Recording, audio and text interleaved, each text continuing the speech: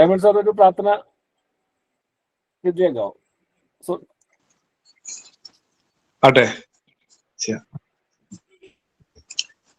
പിതാവിന്റെയും തന്റെയും പരിശുദ്ധാത്മാവിന്റെയും നാമത്തിലാമേ. സ്നേഹസുനാഥ, ഈ പുതുവർഷത്തിൽ ആദ്യമായിട്ട് ഞങ്ങളുടെ പ്രസംഗ നേതൃത്വ പരിശീലന ഗ്രൂപ്പിലെ ക്ലാസ് നടക്കുകയാണ്.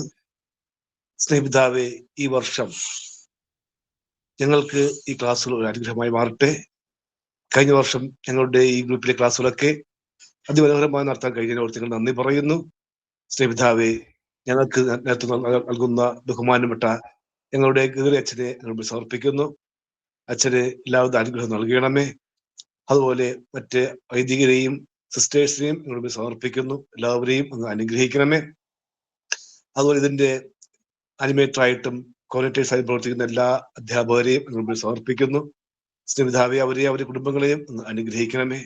അതോടൊപ്പം തന്നെ നമ്മുടെ ഈ കൂട്ടായ്മയിൽ എല്ലാം മനസ്സിലാക്കി നേതാവാകാൻ വേണ്ടി സുമനസ്സാൽ ദൈവാനുഗ്രഹത്താൽ വന്ന ഓരോ വ്യക്തികളെയും ഞങ്ങൾ സമർപ്പിക്കുന്നു. അവരുടെ കുടുംബങ്ങളെയും ഈ വർഷം അനുഗ്രഹിക്കണമേ.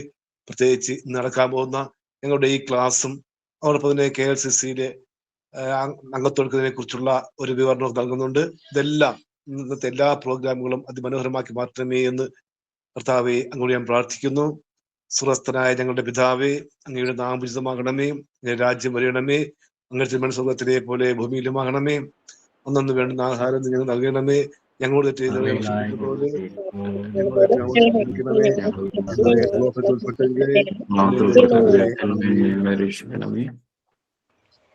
പരിസ്ഥാമയങ്ങൾ അനുഗ്രഹിക്കണമേ. നന്മ അറിഞ്ഞ മറിയമേ സുസ്തി, കർത്താവ് അങ്ങയുടെ കൂടെ സ്ത്രീകളിൽ അങ്ങ് അനുഗ്രഹിക്കപ്പെട്ടവളാകുന്നു. അങ്ങയുടെ ഉദരത്തിൻ ഫലമായി ഈശോ അനുഗ്രഹിക്കപ്പെടാനാകുന്നു.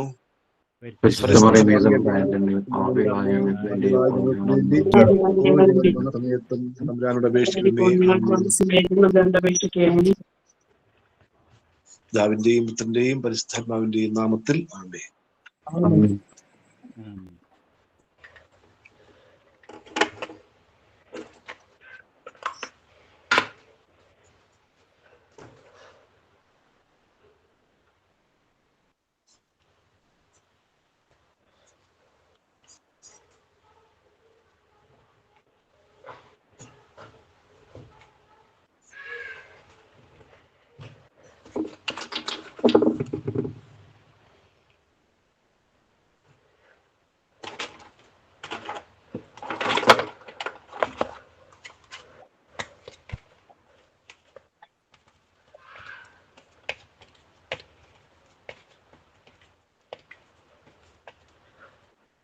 ജെയ്സൺ,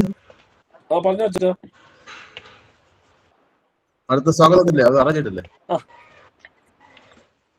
ഇന്നിപ്പോ നമ്മൾ ഈ ഒരു സെഷൻ മാത്രം, 2 സെഷൻ മാത്രമല്ലേ ഉള്ളൂ. നമ്മള് മറ്റേ ഗ്രൂപ്പുകൾക്ക് അസൈൻ ചെയ്യാൻ പറ്റിയിട്ടില്ലല്ലോ ഇന്ന്.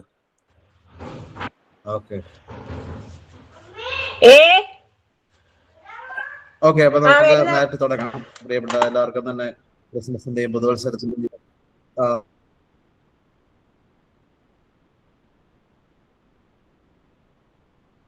അച്ഛൻ്റെ മ്യൂട്ടായി പോയിട്ടുണ്ട്. കേൾക്കാല്ലേ ഇപ്പം? ഹലോ, കേൾക്കാം. കഴിഞ്ഞ പ്രാവശ്യങ്ങൾ നമ്മൾ കൂടുതലും ലീഡർഷിപ്പിന്റെ ഒരു പ്രധാനപ്പെട്ട ഘടകമായ പ്രസംഗവുമായിട്ട് ബന്ധപ്പെട്ട ചിന്തകളാണ് നമ്മൾ കാണാൻ വേണ്ടി പരിശ്രമിച്ചത്. അപ്പൊ അതിന്റെ വിവിധ മൊഡ്യൂളുകൾ നമ്മൾ കാണാനുണ്ടായി. ഇനി നമ്മള് 4 ക്ലാസ്, ഇന്നത്തെ കൂട്ട് 4 ക്ലാസ്സിലാണ് അവശേഷിക്കുന്നത്. 2-ാം തീയതി, 9-ാം തീയതി, 16-ാം തീയതി, 23-ാം തീയതി, ഇങ്ങനെ 4 ദിവസത്തോടു കൂടി നമ്മുടെ ഈ 1ാം ഘട്ട പഠന ശിബിരം അവസാനിക്കും. 26-ാം തീയതി നമ്മൾ പറഞ്ഞതുപോലെ നമ്മുടെ ഒരുമിച്ച് കൂടലും സർട്ടിഫിക്കറ്റ് എഴുതണമൊക്കെ ആയിരിക്കും. അപ്പൊ അതിന്റെ പ്രക്രിയ അതിനെക്കുറിച്ച് ഓൾറെഡി നമ്മൾ അതിനെക്കുറിച്ച് അനൗൺസ് ചെയ്ത് കഴിഞ്ഞു. ഇന്ന് ഈ 4 ദിവസം കൂടുതലും ഞാൻ ഫോക്കസ് ചെയ്യാൻ പോകുന്നത് നേതൃത്വവുമായിട്ട് ബന്ധപ്പെട്ടതാണ്. ഈ ഒരു നമ്മുടെ ഒരു കൂടിവരവിന്റെ പ്രധാനപ്പെട്ട ലക്ഷ്യം നേതൃത്വ പാഠവത്തിന്റെ അല്ലെങ്കിൽ നേതൃത്വ സ്കിൽസിന്റെ ഡെവലപ്മെന്റായിട്ട് ബന്ധപ്പെട്ടാണ്. എങ്ങനെ നമുക്ക് നേതാക്കളായിട്ട് നമ്മുടെ സമൂഹത്തായങ്ങളെ വളർത്തിയെടുക്കാമെന്നാണല്ലോ ഇതിന്റെ ആത്യന്തികമായ ലക്ഷ്യം. അപ്പൊ ആ ലക്ഷ്യത്തിലേക്ക് നയിക്കുന്ന രീതിയിൽ നേതൃത്വവുമായിട്ട് ബന്ധപ്പെട്ട ചില കാര്യങ്ങളാണ് പ്രധാനമായിട്ടും പങ്കുവയ്ക്കാൻ വേണ്ടി പോകുന്നത്. അതിന്റെ ഒരു 4 മോഡ്യൂളായിട്ട് ഞാൻ തിരിച്ചിട്ടുണ്ട്. അതിന്റെ ആദ്യത്തെ ഘട്ടമാണ് ഇന്ന് നമ്മൾ കാണാൻ വേണ്ടി പരിശ്രമിക്കുന്നത്.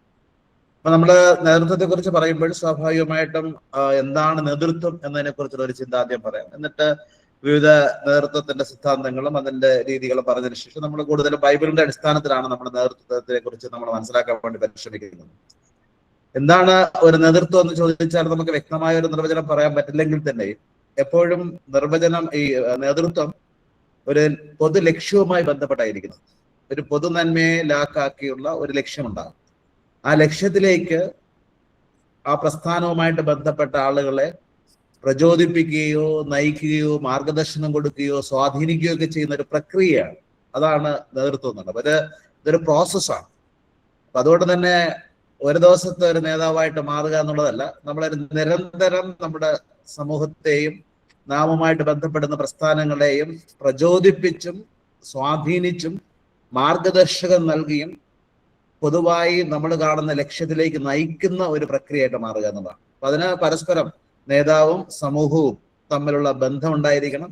ആ പരസ്പര സ്വാധീനത്തിലൂടെ രൂപപ്പെടുന്ന ഒരു സംവിധാനമായിട്ട് മാറണം നേതൃത്വം എന്ന് പറയുന്നത്.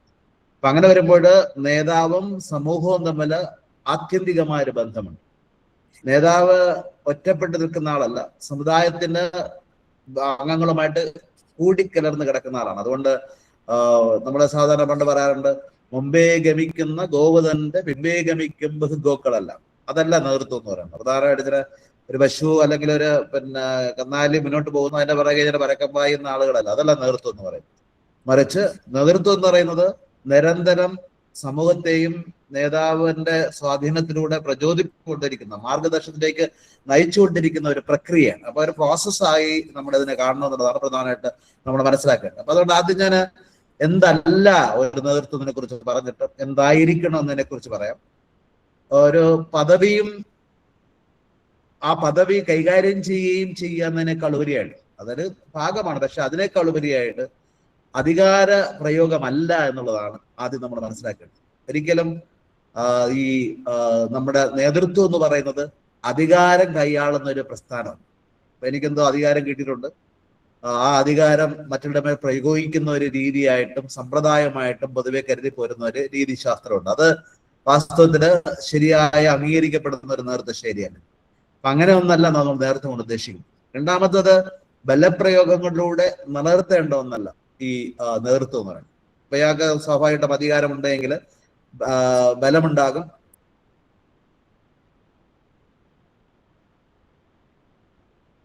ഈ നേതൃത്വം എന്ന് പറയുന്നത്.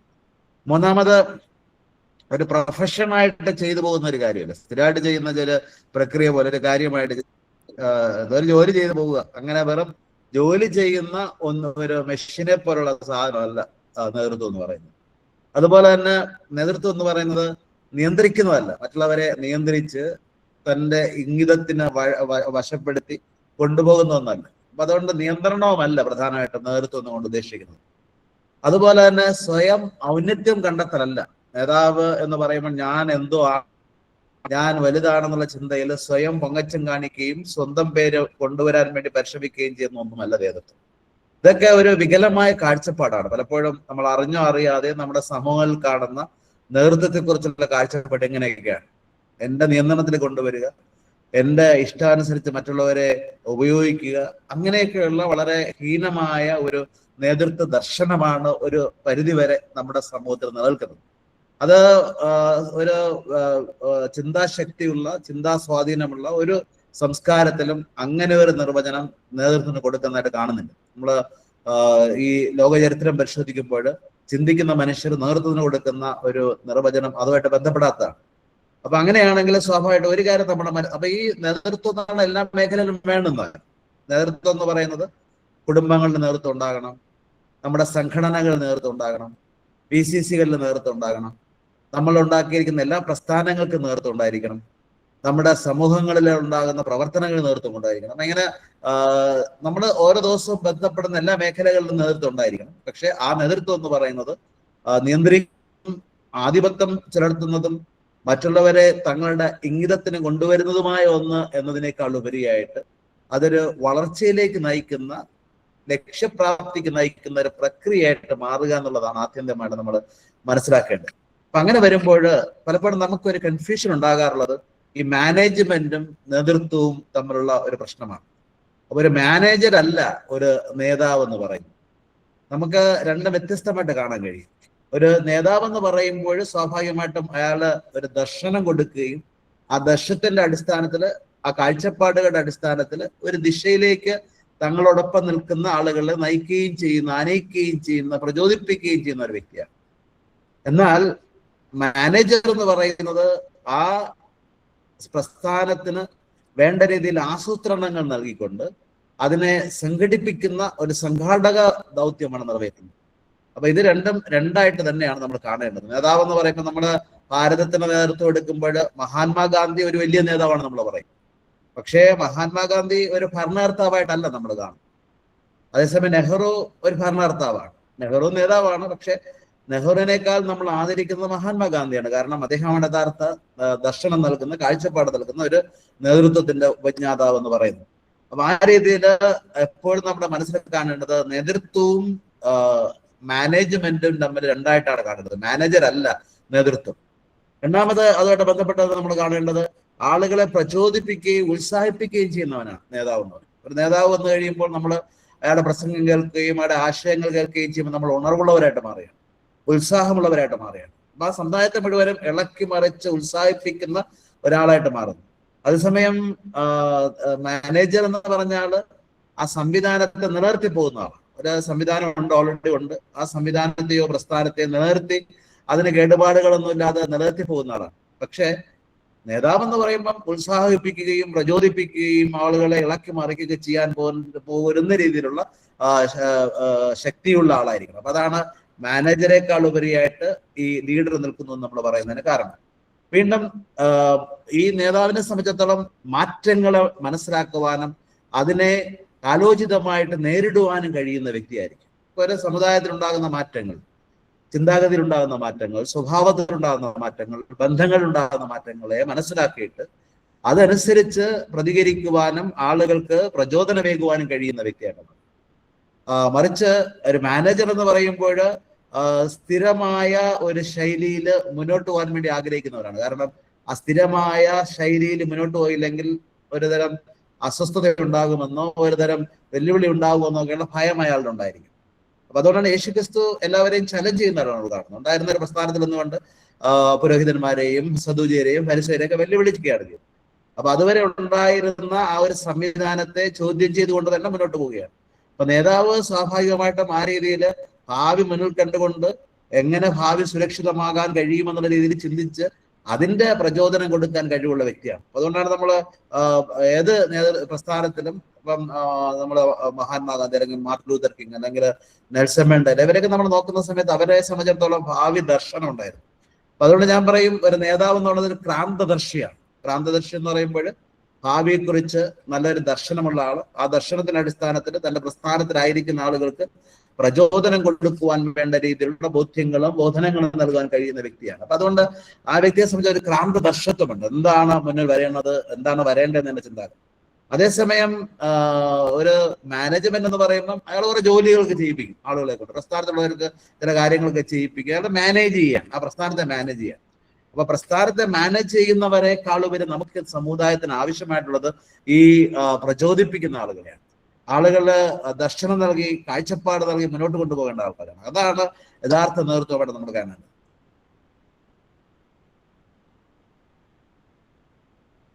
എന്ന് പറഞ്ഞുകൊണ്ട്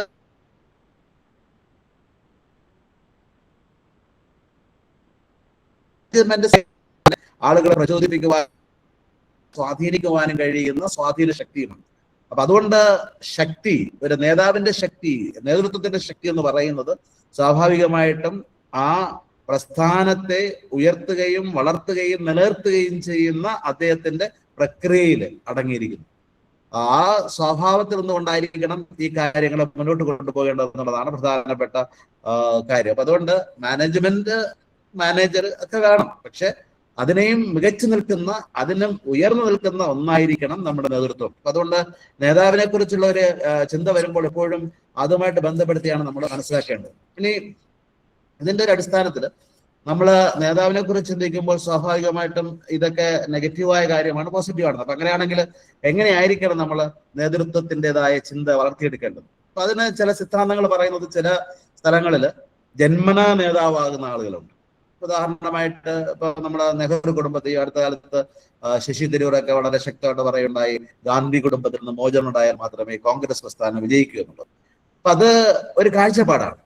ഒരു കുടുംബത്തിന്റെ ആധിപത്യത്തിൽ അല്ലെങ്കിൽ ജന്മനാ ഉള്ള ഒരു വാസനയുടെ അടിസ്ഥാനത്തിൽ, ഒരുപക്ഷെ കുടുംബത്തിന്റെ മാഹാത്മ്യം കൊണ്ടായിരിക്കാം, അല്ലെങ്കിൽ കുടുംബ പാരമ്പര്യം കൊണ്ടായിരിക്കാം അധികാരത്തിന്റെ നേതൃത്വത്തിലേക്ക് വരുന്ന ആളുകളുണ്ടാകാം. അപ്പൊ അതിൽ തന്നെ കുഴപ്പമില്ല. എന്നിരുന്നാലും അത് ഒരു സിദ്ധാന്തമാണ്. അങ്ങനെ വരുന്ന പ്രസ്ഥാനങ്ങളുണ്ട്, അങ്ങനെ വരുന്ന സാഹചര്യങ്ങളുണ്ട്. രാഷ്ട്രീയ പ്രസ്ഥാനങ്ങളും സാമൂഹ്യ പ്രസ്ഥാനങ്ങളും ഒക്കെ ആ രീതിയിൽ ഉണ്ടാകാറുണ്ട്, ജന്മിക്കും. അതുകൊണ്ടാണ് ഒരു പ്രശസ്തമായ ചൊല്ല് ഇംഗ്ലീഷുണ്ട്, some born great, some achieve greatness, some have greatness thrust upon them. ചിലര് ജന്മനാ മഹാന്മാരായി ജനിക്കുന്നു, നേതാക്കളായിട്ട് ജനിക്കുന്നു. വേറെ ചിലര് സ്വന്തം ശക്തിയിലൂടെയും പ്രവർത്തനത്തിലൂടെയും പ്രയത്നത്തിലൂടെയും ഈ നേതൃത്വം ആർജിച്ചെടുക്കുന്നു. വേറെ ചിലർക്ക് നേതൃത്വം ഇങ്ങനെ വന്നു ചേരുന്നു, സാഹചര്യങ്ങളിലൂടെ വന്നു ചേരുന്നു. ഇങ്ങനെ പറയാറുണ്ട്. അപ്പം ജന്മന കിട്ടുന്ന നേതൃത്വമുണ്ട്, സ്വാഭാവികമായിട്ടും അത് അതിൽ തന്നെ ഉണ്ട്, നല്ലതാണ്. അതിൻ്റെതായ ദോഷവശങ്ങളുണ്ട്. അപ്പൊ രണ്ടാമത് നമ്മൾ കാണുന്നത് പെരുമാറ്റത്തിലൂടെ അധിഷ്ഠിതമായ ഒരു നേതൃത്വ രീതിയാണ്. പെരുമാറ്റത്തിലൂടെ വരുമ്പോൾ ഒരു പ്രസ്ഥാനത്തിലേക്ക് വരുമ്പം എല്ലാവരോട് സൗഹൃദത്തോടും സ്നേഹത്തോടും കൂടി പെരുമാറിക്കൊണ്ട് ചില കാര്യങ്ങളൊക്കെ പറഞ്ഞു കൊടുത്തുകൊണ്ട് അവരോടൊപ്പം നിൽക്കുന്ന ഒരു നേതൃത്വ ശരിയുണ്ട്. അപ്പൊ അത് സ്വാഭാവികമായിട്ടും കൂടുതൽ ആളുകളെ സ്വാധീനിക്കുന്ന ഒരു കാരണമാണ്. അതല്ലെങ്കിൽ മാറ്റത്തിലേക്ക് നയിക്കുന്ന ഒരു സംവിധാനമുണ്ട്. ചില ആൾക്കാരെ ഇങ്ങനെയല്ല അങ്ങനെയല്ലേ ചെയ്യേണ്ടത് എന്ന രീതിയിൽ മാറ്റത്തിലേക്ക് നയിക്കാൻ പറ്റുന്ന ചിന്തകൾ കൊടുക്കുന്ന ആളുകളായിരിക്കും. ആ ഒരു നേതൃത്വ ശൈലിയും നമുക്ക് സ്വീകാര്യമായിട്ട് ചിലപ്പോൾ തോന്നുമായിരിക്കും. പിന്നെ നമ്മൾ ബൈബിളിൽ കാണുന്നതും ഇന്ന് പൊതുവെ എല്ലാ മൾട്ടിനാഷണൽ കമ്പനികളും ഒക്കെ അവലംബിക്കുന്നതുമായ ഒരു നേതൃത്വ ശൈലിയാണ് സെർവന്റ് ലീഡർഷിപ്പ് എന്ന് പറയുന്നത്. അതിനെ നമുക്ക് സേവക ലീഡർഷിപ്പ് എന്നോ അല്ലെങ്കിൽ എളിമയുടെ നേതൃത്വം എന്നൊക്കെ പറയാം. അപ്പൊ അതാണ് കൂടുതൽ നമ്മൾ ക്രൈസ്തവ നേതൃത്വം എന്ന് പറയുന്നതൊക്കെ അതുമായിട്ട് ബന്ധപ്പെടുത്തിയാണ് കിടക്കുന്നത്. അതിലേക്ക് ഞാൻ ക്രൈസ്തവ നേതൃത്വത്തിലേക്ക് വരാം. മാറ്റങ്ങളെ പോസിറ്റീവായിട്ട് കണ്ടുകൊണ്ട് ആ മാറ്റങ്ങൾക്ക് അനുയോജ്യമായ രീതിയിൽ നേതൃത്വം കൊടുക്കുക എന്നുള്ളതായിരിക്കണം ഒരുപക്ഷെ ആധുനിക കാലഘട്ടത്തിന് കൂടുതൽ പര്യാപ്തമായ ഒരു നേതൃത്വം. കാരണം നമ്മളിന്ന് ജീവിക്കുന്ന ഒരു കാലഘട്ടം എന്ന് പറയുന്നത് ബഹുസ്വരത എന്ന് പറഞ്ഞ കാലഘട്ടമാണ്. എല്ലാ മേഖലകളിലും ബഹുസ്വരത വളരെയധികം ശക്തമായിട്ട് വളർന്നു നിൽക്കും.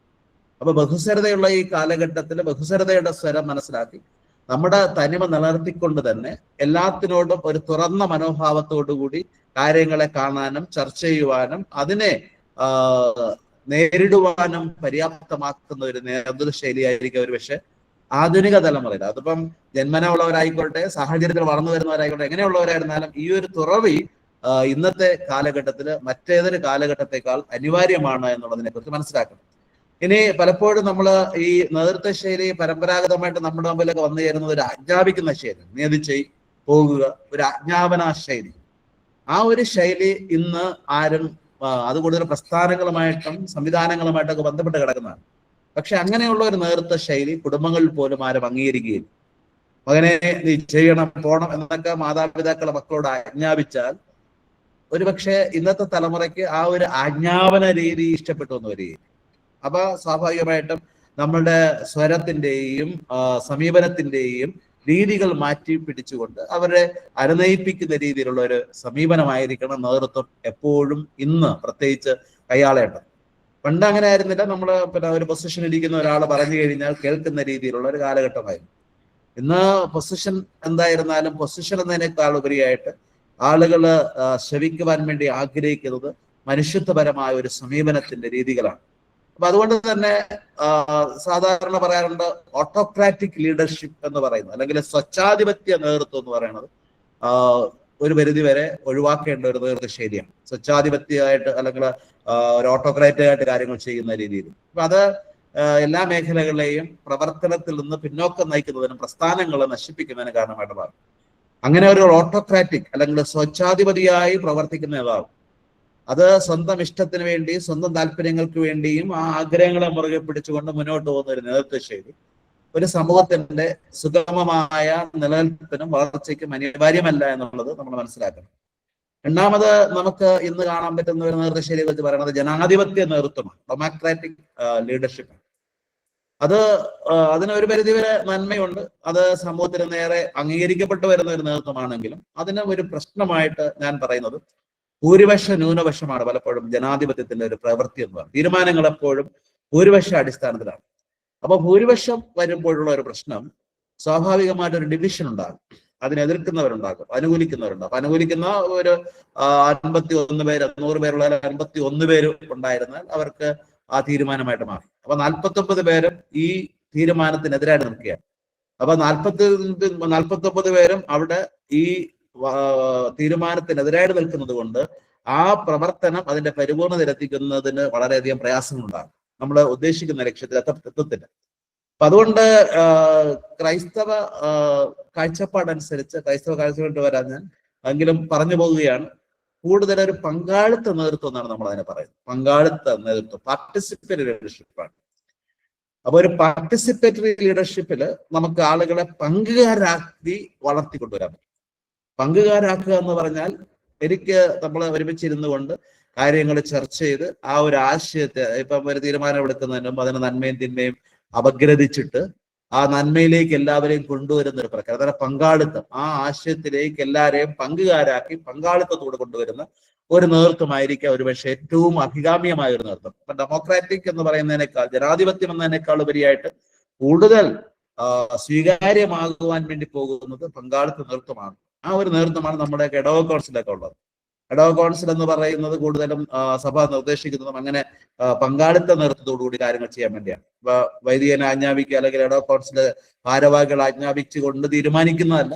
എല്ലാവരും കൂടെ ഒരുമിച്ച് ചർച്ച ചെയ്ത് അതിന്റെ നന്മയും തിന്മയും വിവേചിച്ചറിഞ്ഞ് അതിന്റെ അടിസ്ഥാനത്തിൽ ഇവോൾവ് ചെയ്തു വരുന്ന ഒരു തീരുമാനം ഇവോൾവിംഗ് ആണ്. അപ്പൊ ഇവോൾവിംഗ് എന്ന് പറയുമ്പോൾ സ്വാഭാവികമായിട്ട് രൂപാന്തരപ്പെട്ട് പരിണമിച്ചുണ്ടാകുന്ന ഒരു തീരുമാനം. ആ തീരുമാനമായിരിക്കാം കൂടുതൽ ഇഫക്റ്റീവായിട്ട് വരുന്നത്. അപ്പൊ അങ്ങനെ ഒരു പങ്കാളിത്ത നേതൃത്വമായിരിക്കും ഒരു പക്ഷെ നമ്മൾ മുന്നിൽ കാണേണ്ടത്. പിന്നെ ഇവർ പറയുന്ന ഒരു നേതൃത്വ ശൈലി ലെസ്സെ ഫെയർ എന്ന് പറയുന്നത്, അതായത് ഭൂരിപക്ഷം ആളുകളുടെയും അവരുടെ തീരുമാനത്തിന് വിട്ടുകൊണ്ട് നേതാവ് മാറിയിരിക്കുകയാണ്. ജനങ്ങൾ തീരുമാനിച്ചു കൊള്ളട്ടെ എന്ന രീതിയിൽ നേതാവിന് വലിയ റോളൊന്നുമില്ലാതെ അവരെ അങ്ങ് ഫലമേൽപ്പിച്ചു പോകുന്ന രീതി, അത് ചില പ്രസ്ഥാനങ്ങൾ കാണാറുണ്ട്. ചില വീടുകളിൽ അങ്ങനെ തന്നെയാണ്. അപ്പൊ ഈ വളരെ ഇഷ്ടം പോലെ ചെയ്യട്ടെ, അല്ലെങ്കിൽ അതിൽ പ്രവർത്തിക്കുന്ന ഇഷ്ടം പോലെ ചെയ്യട്ടെ എന്ന് പറഞ്ഞ് മാറി നിൽക്കുന്ന രീതി, അത് അത്രയും സുതാര്യമായ ഒരു നല്ലൊരു നേതൃത്വ ശൈലിയായിട്ട് എനിക്ക് തോന്നുന്നില്ല. നമ്മള് അതൊക്കെ പലതരത്തിലുള്ള നേതൃത്വ ശൈലികളാണ്. പക്ഷെ അതൊക്കെ നമുക്ക് അങ്ങനെ വന്നു കഴിഞ്ഞാൽ ലക്ഷ്യത്തിലേക്ക് എത്താൻ സാധിക്കുകയില്ല. കാരണം ലക്ഷ്യത്തിലേക്ക് എത്താൻ കഴിയാതെ വണ്ണം ഇത് പലരും പല രീതിയിൽ കൊണ്ടുപോവുകയും അത് പിന്നെ തകർന്നു വീഴുകയും ചെയ്യുന്ന സാഹചര്യങ്ങളും നമുക്ക് കാണാൻ കഴിയും. അപ്പൊ അതുകൊണ്ട് തന്നെ നമ്മൾ ലക്ഷ്യമാക്കേണ്ടത് ഈ നേതൃത്വങ്ങളിൽ നിന്ന് വ്യത്യസ്തമായിട്ട് പങ്കാളിത്ത നേതൃത്വത്തിന്റെ ഒരു ദിശ വരാൻ വേണ്ടി നമുക്ക് ക്രൈസ്തവ നേതൃത്വത്തിലേക്ക് വരാം. അതാണ് കൂടുതൽ സേവന നേതൃത്വം. ഇന്ന് നമ്മൾ കൂടുതൽ ശ്രദ്ധ ചെലുത്തേണ്ടത് എന്തായിരിക്കണം ക്രിസ്തു വിഭാവന ചെയ്യുന്ന നേതൃത്വം. ആ നേതൃത്വ ശൈലിയിലേക്ക് നമുക്ക് എങ്ങനെ നമ്മുടെ പ്രസ്ഥാനങ്ങളെയും നമ്മുടെ പ്രവർത്തനങ്ങളെയും കൊണ്ടുവരാൻ കഴിയും എന്നുള്ളതാണ്. അപ്പൊ അതിന് ഒരു ബൈബിൾ ഭാഗം എനിക്ക് നിങ്ങളുടെ മുമ്പിൽ അവതരിപ്പിക്കാനുള്ളത് മത്തായിയുടെ സുവിശേഷം 20-ാം അധ്യായം 25-ാം വാക്യമാണ്. അവിടെ നമുക്ക് സുപരിചിതമായ ഒരു സന്ദർഭമാണ്. നമുക്ക് ഈ യേശുക്രിസ്തു നേതൃത്വത്തെ കുറിച്ച് പറയുന്ന, യേശുക്രിസ്തു പ്രവർത്തിക്കുന്ന കാര്യം വരേണ്ടത്, അതിലേക്ക് ഞാൻ വരാം. പക്ഷെ യേശുക്രിസ്തു പറയുന്ന ഒരു മനോഹരമായ ഒരു സംഭവമാണ്. അപ്പൊ വലതുവശത്തിരിക്കുവാനും ഇടതുവശത്തിരിക്കുവാനും വേണ്ടി ആഗ്രഹം പ്രകടിച്ചു വരുന്ന മാതാവിനോട് യേശു വളരെ വിദഗ്ധമായ രീതിയിൽ പറയുന്ന ഒരു ഉത്തരമാണ്. അപ്പൊ യേശു പറയുന്നത് വലതുവശത്തിരിക്കുക ഇടതുവശത്തിരിക്കുന്ന അല്ല പ്രധാനപ്പെട്ട കാര്യം. എന്നിട്ട് യേശു ഇന്ന് കാണുന്ന രണ്ട് നേതൃത്വത്തെ അവതരിപ്പിക്കുകയാണ്. യേശു പറയുന്നു, വിജാതിയരുടെ ഇടയിലുള്ളതുപോലെ ആകരുത് നിങ്ങളുടെ ഇടയിൽ. വിജാതിയർ എന്ന് പറഞ്ഞാൽ സജാതിയരല്ലാത്തവർ. ആരാ വിജാതിയർ? യഹൂദന്മാരല്ലാത്തവരാണ് വിജാതിയർ. യഹൂദന്മാർ ദൈവത്താൽ തെരഞ്ഞെടുക്കപ്പെട്ടത്. പക്ഷെ വിജാതിയർ എന്ന് പറഞ്ഞാൽ മറ്റ് തെരഞ്ഞെടുക്കപ്പെടാതെ ലോകത്തിൽ ജീവിക്കുന്ന, ലോക വ്യാപാരങ്ങളുമായിട്ട് ബന്ധപ്പെട്ട് ജീവിക്കുന്ന ആളുകൾ, അങ്ങനെയാണ് വിജാതിയർ എന്ന് പറയുന്നത്. അപ്പൊ ഈ വിജാതിയരുടെ ഇടയിൽ കാണുന്ന രണ്ട് നേതൃത്വത്തെ കുറിച്ച് യേശുവിടെ പറയും. ഒന്നാമത് അവിടെ നിന്ന് പറയുന്നത്, വിജാതിയർ തങ്ങളുടെ ഭരണകർത്താക്കളെ എന്ത് ചെയ്യുന്നു? യജമാനത്വം പുലർത്തുകയാണ്. ഭരണകർത്താക്കളായ ആൾക്കാരെ യജമാനത്വം പുലർത്തുക. യജമാനത്വം എന്ന് പറയുമ്പോൾ യജമാനന്റെ മുമ്പിൽ ഓച്ഛാനിച്ച് നിൽക്കുന്ന ആളുകളെ സൃഷ്ടിക്കുകയാണ് ഈ വിജാതിയർ ചെയ്യുന്നത്. നേതൃത്വം അങ്ങനെയാണ്. എന്റെ മുന്നിൽ ഓച്ഛാനിച്ച് നിൽക്കുന്ന ഒരു വർഗത്തെ രൂപീകരിച്ചെടുക്കുന്ന ഒരു ഭരണരീതിയാണ് ഈ വിജാതിയുടെ കാണുന്നത്. അത് അപലപനീയമാണ്. അതൊരിക്കലും യേശുവിന്റെ ശരിയല്ല എന്ന് യേശു വ്യക്തമായിട്ട് പറയുന്നത്. അതാണ് ഒന്നാമത്, വിജാതിയരുടെ ഇടയിൽ കാണുന്ന യജമാനത്വത്തെ നിലനിർത്തുന്ന ഒരു ഭരണ സംവിധാനം അല്ലെങ്കിൽ നേതൃത്വ സംവിധാനം. ആ നേതൃത്വത്തിന് യേശു എതിരാണ്. രണ്ടാമത് അവിടെ നിന്ന് പറയുന്നത് പ്രമാണിമാർ. ഈ പ്രമാണിമാർ എന്ന് പറയുന്നതിന്റെ അർത്ഥം നമ്മുടെ മലയാളത്തില് എന്താണെന്ന് വ്യക്തമായിട്ട് അറിഞ്ഞുകൂടെങ്കിലും ഞാൻ ചിന്തിക്കുന്നത് ഇങ്ങനെയാണ്. ഇപ്പം ഇംഗ്ലീഷ് ട്രാൻസ്ലേഷൻ ഒഫീഷ്യൽസ് എന്നൊക്കെയാണ് പറയുന്നത്. അപ്പം പലതരത്തിലുള്ള അധികാര കൈമാറുന്ന അധികാരികളുമായിട്ട് ബന്ധപ്പെട്ട കാര്യങ്ങളാണ്. അപ്പൊ ഭരണാധികാരികളോടൊപ്പം തന്നെ പ്രവർത്തിക്കുന്ന ഒഫീഷ്യൽസ് ആയിരിക്കാം. പക്ഷെ മലയാളത്തിലെ പ്രമാണികൾ എന്ന് പറയുമ്പോൾ അല്പം കൂടെ നല്ലൊരു വ്യാഖ്യാനം എങ്ങനെ പറയാം, പ്രമാണങ്ങൾ കൂടുതലുള്ളവൻ ആയിരിക്കാം പ്രമാണി എന്ന് പറയുമ്പോൾ കൂടുതൽ സമ്പത്തുള്ളവൻ, കൂടുതൽ സാമ്പത്തികമായ മേൽക്കോയ്മയുള്ളവൻ, അങ്ങനെയുള്ള ആളുകൾക്കും അധികാരമുണ്ട്, ലീഡർഷിപ്പുണ്ട്. ഒന്ന് ഭരണത്താൽ കിട്ടുന്ന നേതൃത്വം, രണ്ടാമത്തത് സമ്പത്തിന്റെ ആധിപത്യത്താൽ ഉണ്ടാകുന്ന നേതൃത്വം. ഈ രണ്ട് നേതൃത്വത്തെ ശൈലിയുമാണ് യേശുവിടെ അപലപിച്ച് കാണുന്നത്. അപ്പൊ അധികാരം എന്ന് പറയുന്നത് ഭരണത്താൽ നിലനിർത്തുകയും അത് യജമാനത്വത്തിലേക്ക് നയിക്കുകയും ചെയ്യുന്നത് സ്വീകാര്യമല്ല. പിന്നെ അധികാരം പ്രമാണിത്വത്തിന്റെ മേലിൽ മറ്റുള്ളവരിൽ പ്രയോഗിക്കുക, അതാണ് ബൈബിൾ ഉപയോഗിച്ചിരിക്കുന്ന വാക്ക്. അധികാരം പ്രയോഗിക്കുക, ആ പ്രയോഗിക്കുന്നതും വിജാതീയമാണ്. അപ്പൊ അധികാരം പ്രയോഗിക്കലും യജമാനത്വം നിലനിർത്തുന്നതുമായ നേതൃത്വങ്ങളൊക്കെ അപലപനീയമാണ് എന്ന് വളരെ വ്യക്തമായിട്ട് യേശു ഇത് മത്തായിയുടെ സുവിശേഷത്തിൽ മാർക്കോയുടെ സുവിശേഷത്തിലുണ്ട്. ഇങ്ങനെ വളരെ മനോഹരമായിട്ട് മത്തായി പറയുന്നു. അപ്പൊ ഇത് ആണ് യേശു അപലപിക്കുന്ന നേതൃത്വം. വാസ്തവത്തില് ഇന്ന് നമ്മുടെ ചുറ്റുപാടും കാണുന്ന ഈ രണ്ട് നേതൃശൈലികളും ഇന്ന് നമ്മൾ കണ്ടുകൊണ്ടിരിക്കുകയാണ്. ഒന്നുകില് അവന് അധികാരം കാണും, ഭരണപരമായ അധികാരം കാണും. അധികാരം എങ്ങനെ വന്നു ആയിക്കൊള്ളട്ടെ, ആ അധികാരം കാണുമായിരിക്കും. ആ അധികാരത്തിന്റെ മേൽക്കോയ്മ നിന്നുകൊണ്ട് യജമാനത്വത്തെ സൃഷ്ടിക്കുന്ന ഒരു വർഗചേരിയിൽ ആളുകളെ നയിക്കുന്ന, എന്റെ മുമ്പിലെല്ലാം ഓച്ചാരിച്ച് നിന്നുകൊണ്ട് കാര്യം നേടുന്ന ഒന്ന്, അതൊരു വശത്ത് കാണാം. മറുവശത്ത് സമ്പത്തിന്റെ മേൽക്കോയ്മയില് ഈ അധികാരികളെയൊക്കെ സ്വാധീനിക്കുന്ന ഒരു നേതൃത്വം. അപ്പൊ സമ്പത്തിന്റെ അതെന്തായിക്കോട്ടെ, എങ്ങനെ വന്ന നമുക്ക് നിശ്ചയമില്ല, സമ്പത്തും പദവിയും വെച്ചുകൊണ്ട് സ്വാധീനിക്കുന്ന ഒരു മേഖല. ഈ രണ്ട് രീതിയിലുള്ള ഒരു നേതൃത്വ ശൈലി ഉണ്ട് എന്നും അത് വിജാതീയമാണ് എന്നും അത് തന്നെ അനുഗമിക്കുന്നവർക്ക് യോജിച്ചതല്ലെന്നുള്ള വളരെ വ്യക്തമായ ഒരു സൂചന തരുന്നുണ്ട്. പിന്നെ എന്താണ് നമ്മളെ സംബന്ധിച്ചിടത്തോളം ഉണ്ടാകേണ്ട നേതൃത്വം? നമ്മളെ സംബന്ധിച്ചിടത്തോളം ഉണ്ടാകുന്ന നേതൃത്വമായിട്ട് യേശു വീണ്ടും പറയുന്നത് എങ്ങനെയാണ്? നിങ്ങളിൽ ഒന്നാമനാകുവാൻ ആഗ്രഹിക്കുന്നവൻ, ആദ്യം പറയുമ്പോൾ വലിയവനാകാൻ ആഗ്രഹിക്കുന്നു, നിങ്ങളിൽ വലിയവനാകാൻ ആഗ്രഹിക്കുന്നവൻ, നേതാവാകാൻ ആഗ്രഹിക്കുന്നവൻ ശുശ്രൂഷകനായിരിക്കണം.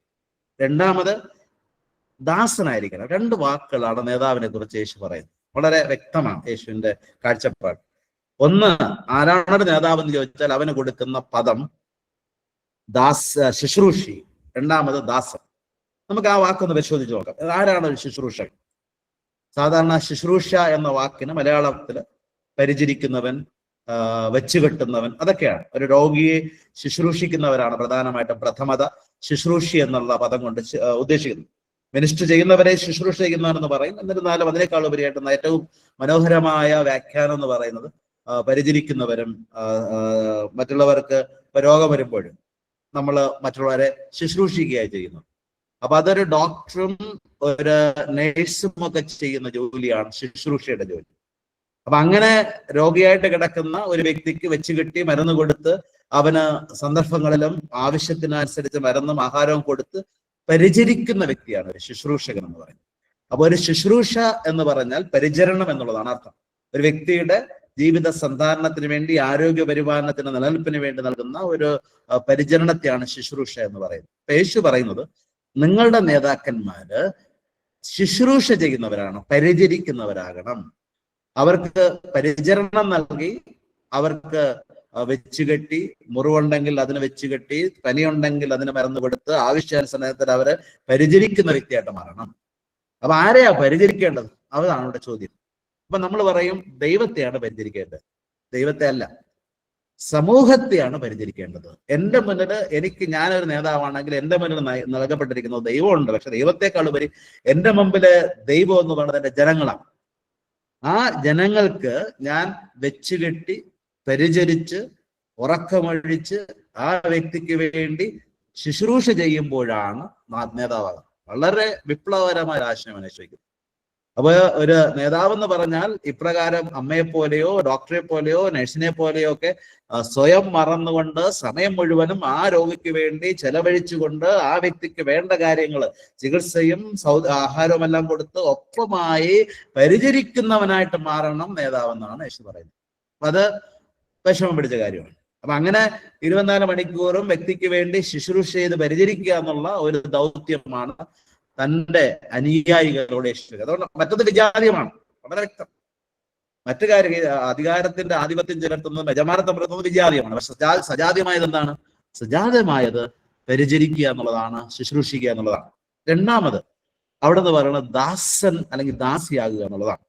നിങ്ങൾ ഒന്നാമനാകാൻ ആഗ്രഹിക്കുന്നു, എല്ലാവരുടെ ദാസനാകണം. ഈ ദാസൻ എന്ന് പറഞ്ഞാൽ ഉപയോഗിച്ചിരിക്കുന്ന വാക്ക് അടിമ എന്നാണ് വാസ്തവത്തിൽ. ചുമ്മാ വേലക്കാരൻ എന്നല്ല, അടിമ ആ വാക്കാണ് ഉപയോഗിച്ചത്. അപ്പം ഒരു സമൂഹത്തിന്റെ അടിമയായിട്ട് മാറുക. ആ അടിമയെ കുറിച്ച് യേശു തന്നെ വേലക്കാരനെ കുറിച്ച് പറയും. നീ ഇവിടെ വരിക എന്ന് പറയുമ്പോൾ യജമാൻ ഇവിടെ വരിക എന്ന് പറയുമ്പോൾ ഇവിടെ വരും, അങ്ങോട്ട് പോകുക എന്ന് പറയുമ്പോൾ അങ്ങോട്ട് പോകും, വിളമ്പുക എന്ന് പറയുമ്പോൾ വിളമ്പും. അങ്ങനെ യജമാനൻ പറയുന്നത് കേട്ട് ചെയ്യുന്നവനാണല്ലോ ഒരു ദാസൻ.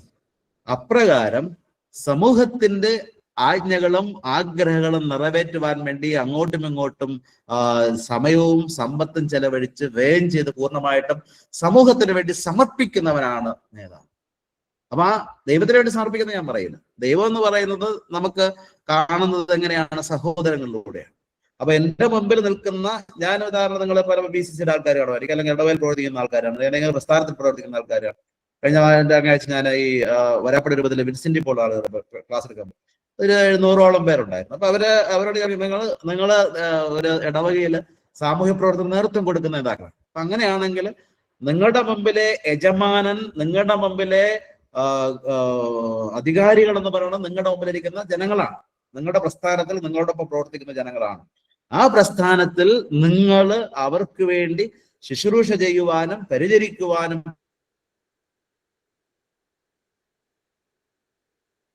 പറ്റുന്ന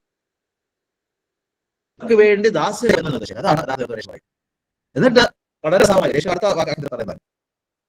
ചോദിക്കുകയാണ്, സമിതിപുത്രന്മാരോട് ചോദിക്കുകയാണ്, ഞാൻ കുടിക്കാൻ പോകുന്ന പാനപാത്രം കുടിക്കാൻ തയ്യാറാണ്.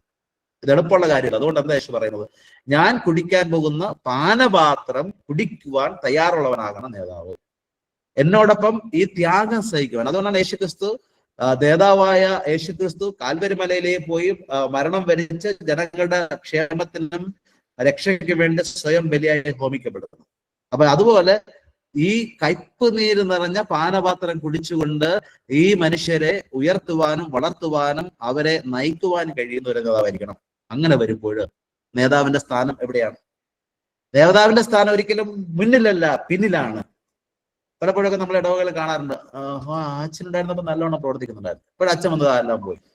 അല്ലെങ്കിൽ BCC കുറിച്ച് പറയുമ്പോൾ അയാൾ പറയും, ഇതിനുമ്പ് ഞങ്ങൾക്കൊരു നേതാവ് ഉണ്ടായിരുന്നു, മേരി തന്നെ പ്രാർത്ഥിക്കും, മേരി തന്നെ സ്വാഗതം പറയും, മേരി തന്നെ കൃതജ്ഞത പറയും, മേരി തന്നെ പാട്ട് പാടും, മേരി തന്നെ കംപ്ലീറ്റ് കൺട്രോൾ ചെയ്യും. മേരിയെ കല്യാണം കഴിച്ചോണ്ട് പോയതോടുകൂടി ഇതാ കിടക്കട്ടെ, ആ BCC തകർന്നു പോയി. അപ്പോ ഈ ചില ആളുകളിൽ മാത്രം അധിഷ്ഠിതമായിരിക്കുന്ന ഒരു നേതൃത്വം, അതിന്റെ ഫലമായിട്ട് പ്രസ്ഥാനങ്ങളൊന്നും വളരത്തില്ല. അയാൾ മരിച്ചു പോയി കഴിഞ്ഞാൽ, അയാള് ആ പ്രസ്ഥാനത്ത് നിന്ന് മാറിക്കഴിഞ്ഞാൽ ആ പ്രസ്ഥാനം ആകെ തകരുന്നതായിട്ട് കാണും. നമ്മുടെ പല ഇടവുകളിലും സംഭവിക്കുന്ന വലിയൊരു ദാരുണമായ അന്ത്യം ഇതാണ്. പല പ്രസ്ഥാനങ്ങൾ, വിൻസെന്റ് പോളോ, ലീജൻ ഓഫ് മേരിയോ, KGYM, പല പ്രസ്ഥാനങ്ങളൊക്കെ അവിടെ ശക്തമായിട്ട് ഫ്ലറിഷ് ചെയ്യും. അങ്ങനെ ഫ്ലറിഷ് ചെയ്തിട്ട് ഒരു സുപ്രഭാതത്തില് അയാൾ മാറി ഇതാണ്ടാകട്ടെ അങ്ങനെ പറയാം. എന്തുകൊണ്ടാണ്? നമ്മള് പിന്നിൽ നിന്ന് ശക്തി കൊടുക്കുന്നതിന് പകരം നമ്മൾ മുന്നിൽ നിന്ന് ആക്ട് ചെയ്യുകയാണ്. നമ്മൾ മുന്നിൽ നിന്ന് ആക്ട് ചെയ്യുമ്പോൾ എന്ത് സംഭവിക്കുന്നു? നമ്മള് ആളായിട്ട് നിൽക്കുകയും കുറെ കഴിയുമ്പോൾ സമുദായം തകരുകയും ചെയ്യുന്ന അവസ്ഥയെത്തി. നമ്മൾ മനസ്സിലാക്കേണ്ടത് ഒരേ ഒരു നേതാവേ ക്രിസ്ത്യാനിയർക്കുള്ളൂ, അത് ക്രിസ്തുവാണ്. അവൻ നമ്മുടെ മുമ്പിലുണ്ട്. അവനിലേക്ക് നമ്മുടെ സമുദായത്തെ ഉയർത്തുക, വളർത്തുക, അതായിരിക്കണം നമ്മുടെ നേതൃത്വത്തിന്റെ മനോഭാവം. അല്ലാതെ എൻ്റെ പേരിലും എൻ്റെ മഹിമയ്ക്ക് വേണ്ടിയല്ല ഞാൻ ചെയ്യേണ്ടത്. എൻ്റെ സമയവും എൻ്റെ കഴിവും പരിചരണത്തിലൂടെയും ശുശ്രൂഷയിലൂടെയും ദാസ്യവേലയിലൂടെയും ജനങ്ങളെ സമുദ്ധരിക്കുവാൻ വേണ്ടി എന്നെ തന്നെ സമർപ്പിക്കുന്ന ഒരു പ്രക്രിയയായിട്ടാണ് ക്രൈസ്തവ നേതൃത്വത്തെ കാണുന്നത് പറയും. അപ്പൊ അത് വളരെ വ്യക്തമായിട്ട് യേശു പറയുകയും യേശു തന്റെ ജീവിതത്തിൽ കാണിച്ചു തരികയും ചെയ്യുന്നു. അപ്പൊ അതുകൊണ്ട് ഒരുപക്ഷെ പ്രിയപ്പെട്ട സഹോദരങ്ങളെ, നമ്മൾ ഈ നേതൃത്വത്തിലേക്ക് വിളിക്കപ്പെട്ടത് ഈ ഞാനീ പറയുന്ന ബൈബിളിലെ നേതൃത്വം ഒരുപക്ഷെ സഭയിൽ തന്നെ ഉണ്ടോ എന്ന് നിങ്ങൾ ചോദിക്കും. അത് സ്വാഭാവികമാണ്. ഒരുപക്ഷെ വിവിധ മേഖലകളിൽ സഭയിൽ ഉണ്ടാകേണ്ട നേതൃത്വമാണിത്.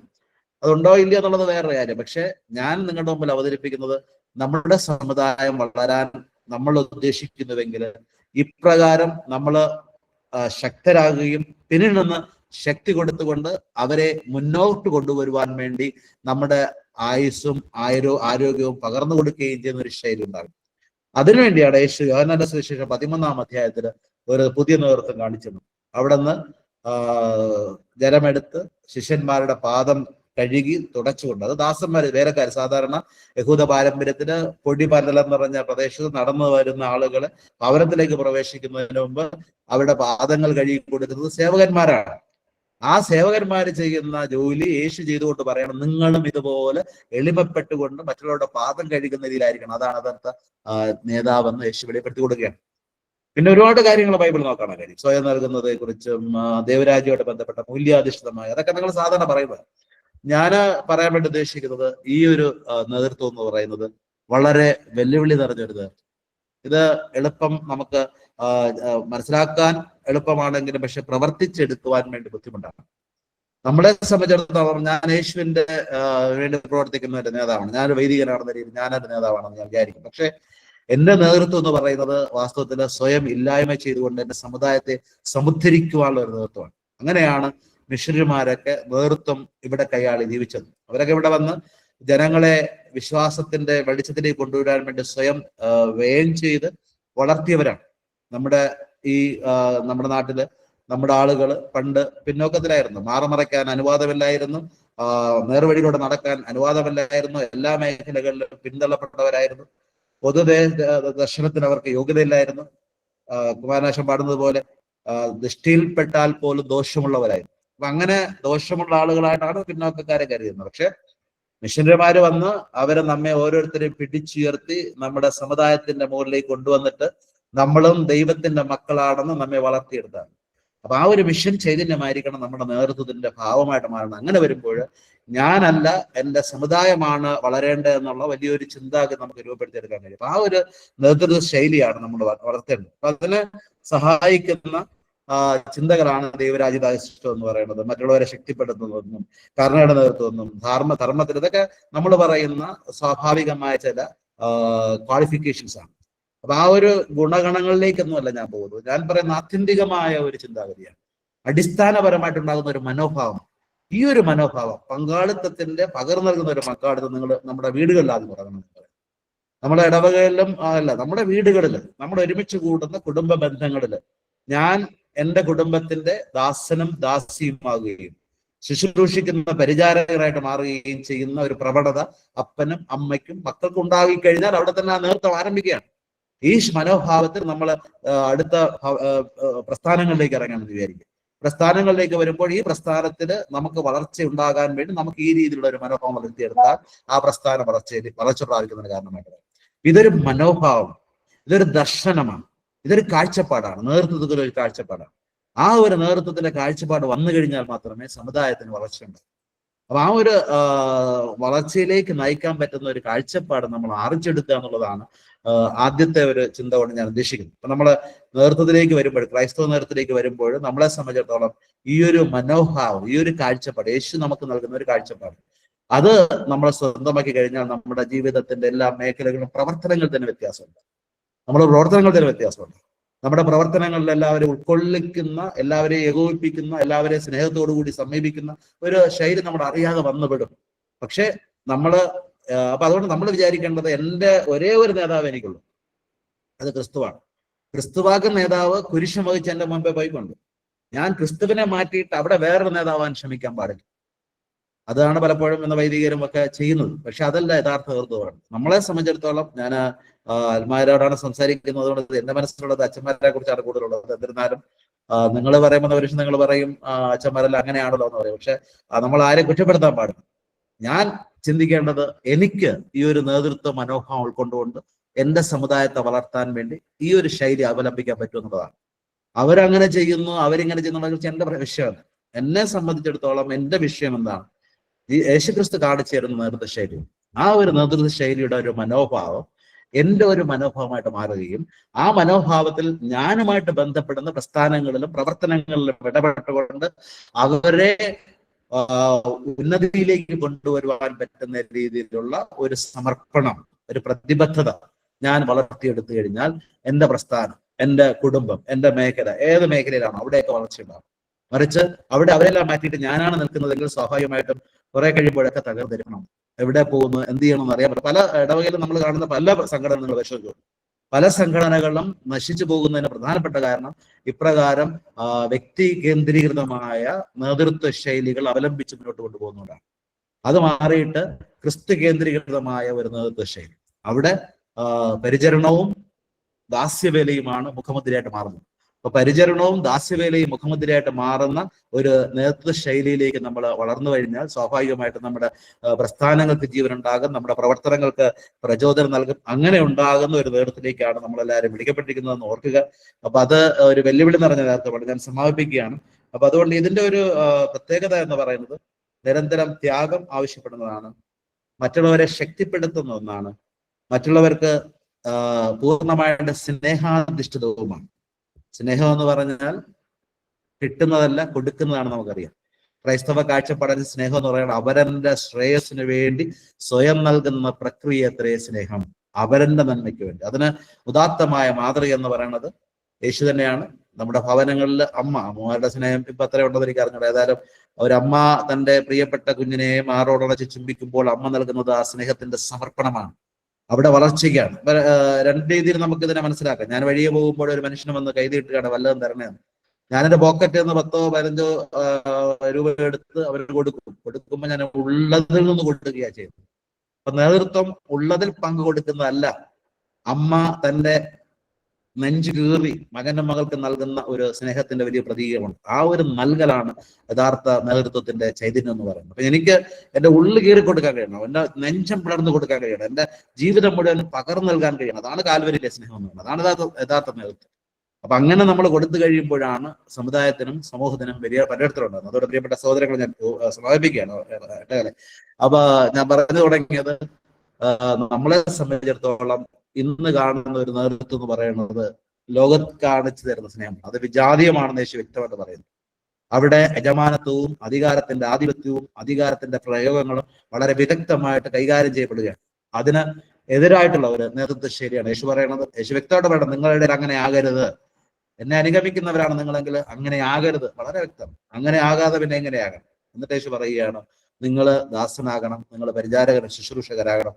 അത് കയ്പ് നീര് കുടിക്കുന്നതിന് സമാനമാണെന്ന് പറയുകയും ചെയ്തു. അപ്പൊ അതുകൊണ്ട് ആ ഒരു നേതൃത്വ ശൈലിയുടെ ഒരു മനോഭാവം നമുക്ക് വളർത്തിയെടുത്തുകൊണ്ട് നമ്മുടെ ഈ പ്രസ്ഥാനത്തിലേക്ക് മുന്നോട്ട് കൊണ്ടുവരാൻ വേണ്ടി പരിശ്രമിക്കുക. അതിന് നിങ്ങൾ തയ്യാറാണെങ്കിൽ പ്രസ്ഥാനങ്ങൾ വളരും, സംഘടനകൾ വളരും, സമുദായങ്ങളുടെ പ്രവർത്തനങ്ങൾ വളരും. അതിന് സഹായിക്കുന്ന രീതിയിൽ നമുക്ക് പ്രവർത്തിക്കും. ദൈവം നമ്മെ അനുഗ്രഹിക്കട്ടെ. ഓക്കെ ജീസ്.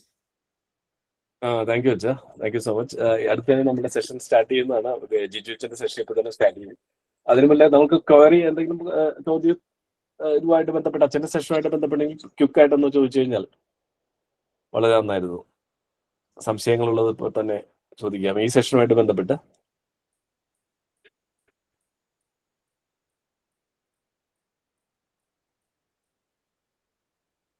അൺമ്യൂട്ട് ചെയ്തിട്ട് സംസാരിക്കണേ.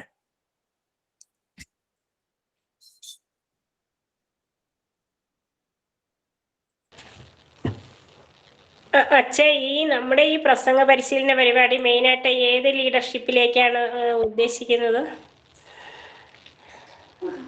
ഓക്കെ, നമ്മുടെ ഈ നേതൃത്വം എന്ന്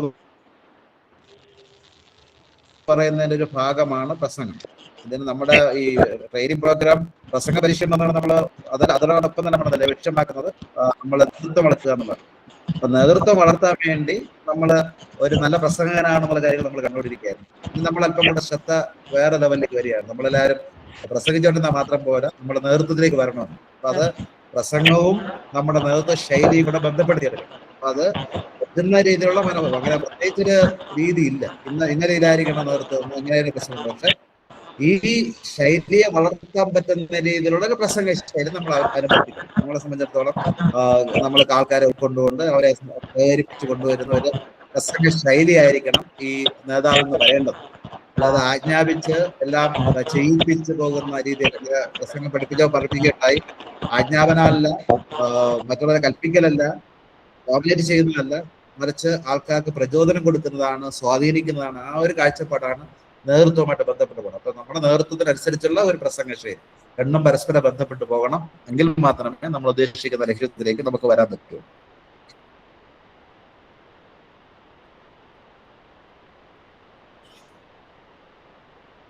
അച്ഛാ, എക്സ്ക്യൂസ് മീ, ചോദിച്ചോട്ടെ അച്ഛാ? നമുക്ക് ഈ ഒരു മൊഡ്യൂൾ അച്ഛൻ ബൈബിൾ അധിഷ്ഠിതമായി ചെയ്തതിൽ ഒത്തിരി സന്തോഷമുണ്ട്, ഭയങ്കര ഹാപ്പിയായി. അപ്പം അച്ഛൻ പങ്കാളിത്ത നേതൃത്വത്തെ പറ്റിയാണ് പറഞ്ഞു തുടങ്ങിയത്. അതിനെപ്പറ്റി തുടർന്നും ക്ലാസ്സുകൾ വരുമ്പോൾ അച്ഛൻ കൂടുതൽ വിശദീകരിക്കും എന്നറിയാം. അപ്പൊ ആ പങ്കാളിത്ത നേതൃത്വത്തിന്റെ മുൻപിൽ ഒരു വാക്കുകൂടെ ചേർക്കാനായിട്ട് അച്ഛനെ ഓർക്കണമേ, എപ്പോഴെങ്കിലും അതിനെപ്പറ്റിയും കൂടെ എങ്കിലും പറയണമേ എന്ന് കൂടെ ഒരു റിക്വസ്റ്റ് ആണ്. സ്ത്രീ പങ്കാളിത്ത നേതൃത്വത്തെ പറ്റി ഒന്ന് പറയുമല്ലോ അല്ലെ, ഇനിയുള്ള കമ്മിങ് മൊഡ്യൂൾസിൽ എപ്പോഴെങ്കിലും. അല്ല, ഞാൻ അങ്ങനെ ഒരു ചിന്താഗതി, കാരണം നമ്മള് മനുഷ്യരാണ്. മനുഷ്യന് സ്ത്രീ പുരുഷ വ്യത്യാസമില്ല, അതെല്ലാവരും ദൈവത്തിന്റെ മക്കളാണ്. അപ്പൊ അതുകൊണ്ട് സ്ത്രീ എന്ന് എടുത്ത് പറയുമ്പോൾ നമ്മൾ പറയാണ് ഞാൻ സ്ത്രീയാണ്, ഞാൻ എന്തോ കുറവുള്ള ആളാണ്, ഡിപ്ലോമാറ്റിക് ആൻസർ അച്ഛാ. അങ്ങനെ വിചാരിക്കരുത്. നമ്മളെല്ലാവരും തുല്യരാണ്, ദൈവത്തിന്റെ മക്കളാണ്. ഓരോരുത്തർക്കും ഓരോ ദൗത്യമുണ്ട്. സ്ത്രീക്ക് ഒരു ദൗത്യം, പുരുഷന് ദൗത്യമുണ്ട്. അത് നമ്മൾ ചെയ്യാൻ വേണ്ടി വിളിക്കപ്പെട്ടിരിക്കുന്നു. അല്ലാതെ അവിടെ സ്ത്രീ അങ്ങനെ ഇരിക്കുന്നു, കുട്ടികൾ അങ്ങനെയല്ല. നമ്മൾ അങ്ങനെ ചിന്തിക്കുക ഈക്വലായിട്ട്. അതൊരു ഫെമിനിസ്റ്റ് വാദത്തിനെതിരാണെന്ന് ഞാൻ അറിയാം. പക്ഷെ എന്റെ ഒരു ചിന്താഗതി അതാണ്. നമുക്ക് അതൊരു ജിഷ ക്ഷമിക്കുക. സ്ത്രീകളെ കുറിച്ച് അങ്ങനെ എടുത്ത് പറയാൻ, സ്ത്രീകളും എല്ലാവരും വരണമല്ല. അതായത് ഇപ്പം 50% പുറത്തുനിന്ന് വേണ്ട വലിയ വ്യത്യാസം ഉണ്ടാകും. അറിഞ്ഞൂടെ ഇപ്പൊ? ഓക്കെ, അതിനെക്കുറിച്ച് പറയുന്നത് തീർച്ചയായിട്ടും ആ ഒരു ചിന്ത ഉണ്ട്. നമ്മളെല്ലാവരും പിന്നോക്കം നിൽക്കുന്നവരെ കൊണ്ടുവരണം. പിന്നോക്കം എന്നുള്ള കാഴ്ചപ്പാടല്ല ജീസസ് പറഞ്ഞത്. നമ്മളിപ്പോ പറയാൻ പാടില്ലെന്നാണ്. നമ്മുടെ പഴയ പിതാവ് അങ്ങനെ പറഞ്ഞത്. നമ്മള് പിന്നോക്കം നിൽക്കുക എന്ന് പറയുമ്പോൾ തന്നെ നമ്മുടെ അച്ചാരപ്പറമ്പൽ പിതാവ് പറയുമായിരുന്നു, നിങ്ങൾ അങ്ങനെ പറയരുത്, നിങ്ങൾ പിന്നോക്കം എന്ന് പറയുമ്പോൾ തന്നെ ഒരു തരം അക്നോളജ്മെന്റ് ആണ് യു ആർ ബാക്ക്വേർഡ്. അപ്പൊ അങ്ങനെയല്ല. We are all children of God. ദൈവത്തിന് മുമ്പിൽ നമ്മളെല്ലാവരും ഒരുപോലെയാണ്, ഒരുപോലെ അവകാശങ്ങളും അധികാരങ്ങളും ഉള്ളവരാണ്. ആ ഒരു ചിന്തയോടെ ആയിരിക്കണം മുന്നോട്ട് പോകണം. അപ്പൊ തീർച്ചയായിട്ടും ബലഹീനമായ ചില മേഖല നമ്മൾ ചൂണ്ടിക്കാണിക്കുക. അപ്പൊ ഞാൻ ആ വിഷയം പറയാം. Okay, thank you. Thank you father.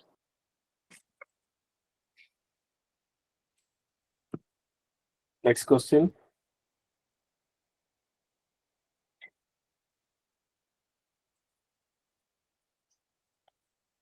പ്രത്യേകിച്ച് ആർക്ക് വേറെ ക്വസ്റ്റ്യൻസ് ഇല്ലെങ്കിൽ 2-3 അനൗൺസ്മെന്റ്സ് ഉണ്ട്. ഒന്ന് വന്നിട്ട് നമ്മുടെ 26-ാം തീയതി പോകുന്ന സർട്ടിഫിക്കേഷൻ പ്രോഗ്രാമിലേക്ക് മെയിൻ ക്രൈറ്റീരിയ അസൈൻമെന്റുകൾ കംപ്ലീറ്റ് ചെയ്യുക എന്നുള്ളതാണ്. അപ്പൊ അത് അസൈൻമെന്റുകൾ കംപ്ലീറ്റ് ചെയ്യാനായിട്ട് ഇനി നമുക്ക് സമയമുണ്ട്.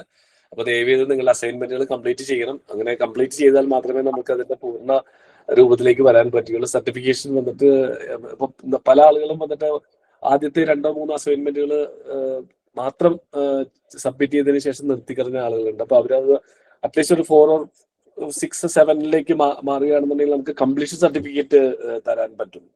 അപ്പം എല്ലാവരും ഏകദേശം 120ഓളം ആളുകൾ വന്നിട്ട് അസൈൻമെന്റ് ഏതെങ്കിലും രീതിയിൽ ചെയ്ത ആളുകളുണ്ട്. അപ്പൊ അത്രയും 120 ആളുകളുടെയും സർട്ടിഫിക്കറ്റ് നമുക്ക് കൊടുക്കണം എന്ന് തന്നെയാണ് താല്പര്യം. അപ്പൊ നിങ്ങൾ എല്ലാവരും അസൈൻമെന്റുകൾ കംപ്ലീറ്റ് ചെയ്യുമ്പോഴാണ് നടത്തുന്ന ആളുകൾക്ക് അതൊരു സന്തോഷം വരിക. അപ്പൊ അതുകൊണ്ട് നിങ്ങളുടെ അസൈൻമെന്റ്സുകൾ ദയവ് ചെയ്ത് കംപ്ലീറ്റ് ചെയ്യുക. Maximum what ever possible please do that. That's A request. നമ്മുടെ 26-ാം തീയതി പ്രോഗ്രാം വന്നിട്ട് വളരെ നന്നാക്കണം. അപ്പം അതിനുവേണ്ടി സപ്പോർട്ട് ചെയ്യുക. പിന്നെ അടുത്തൊരു കാര്യം അനൗൺസ് ചെയ്യാനുള്ളത്, നമ്മളുടെ മൈൻഡ് യുവർ മൈൻഡ് എന്ന് പറഞ്ഞിട്ടുള്ള ഒരു ഗ്രൂപ്പ് സ്റ്റാർട്ട് ചെയ്തിട്ടുണ്ടായിരുന്നു.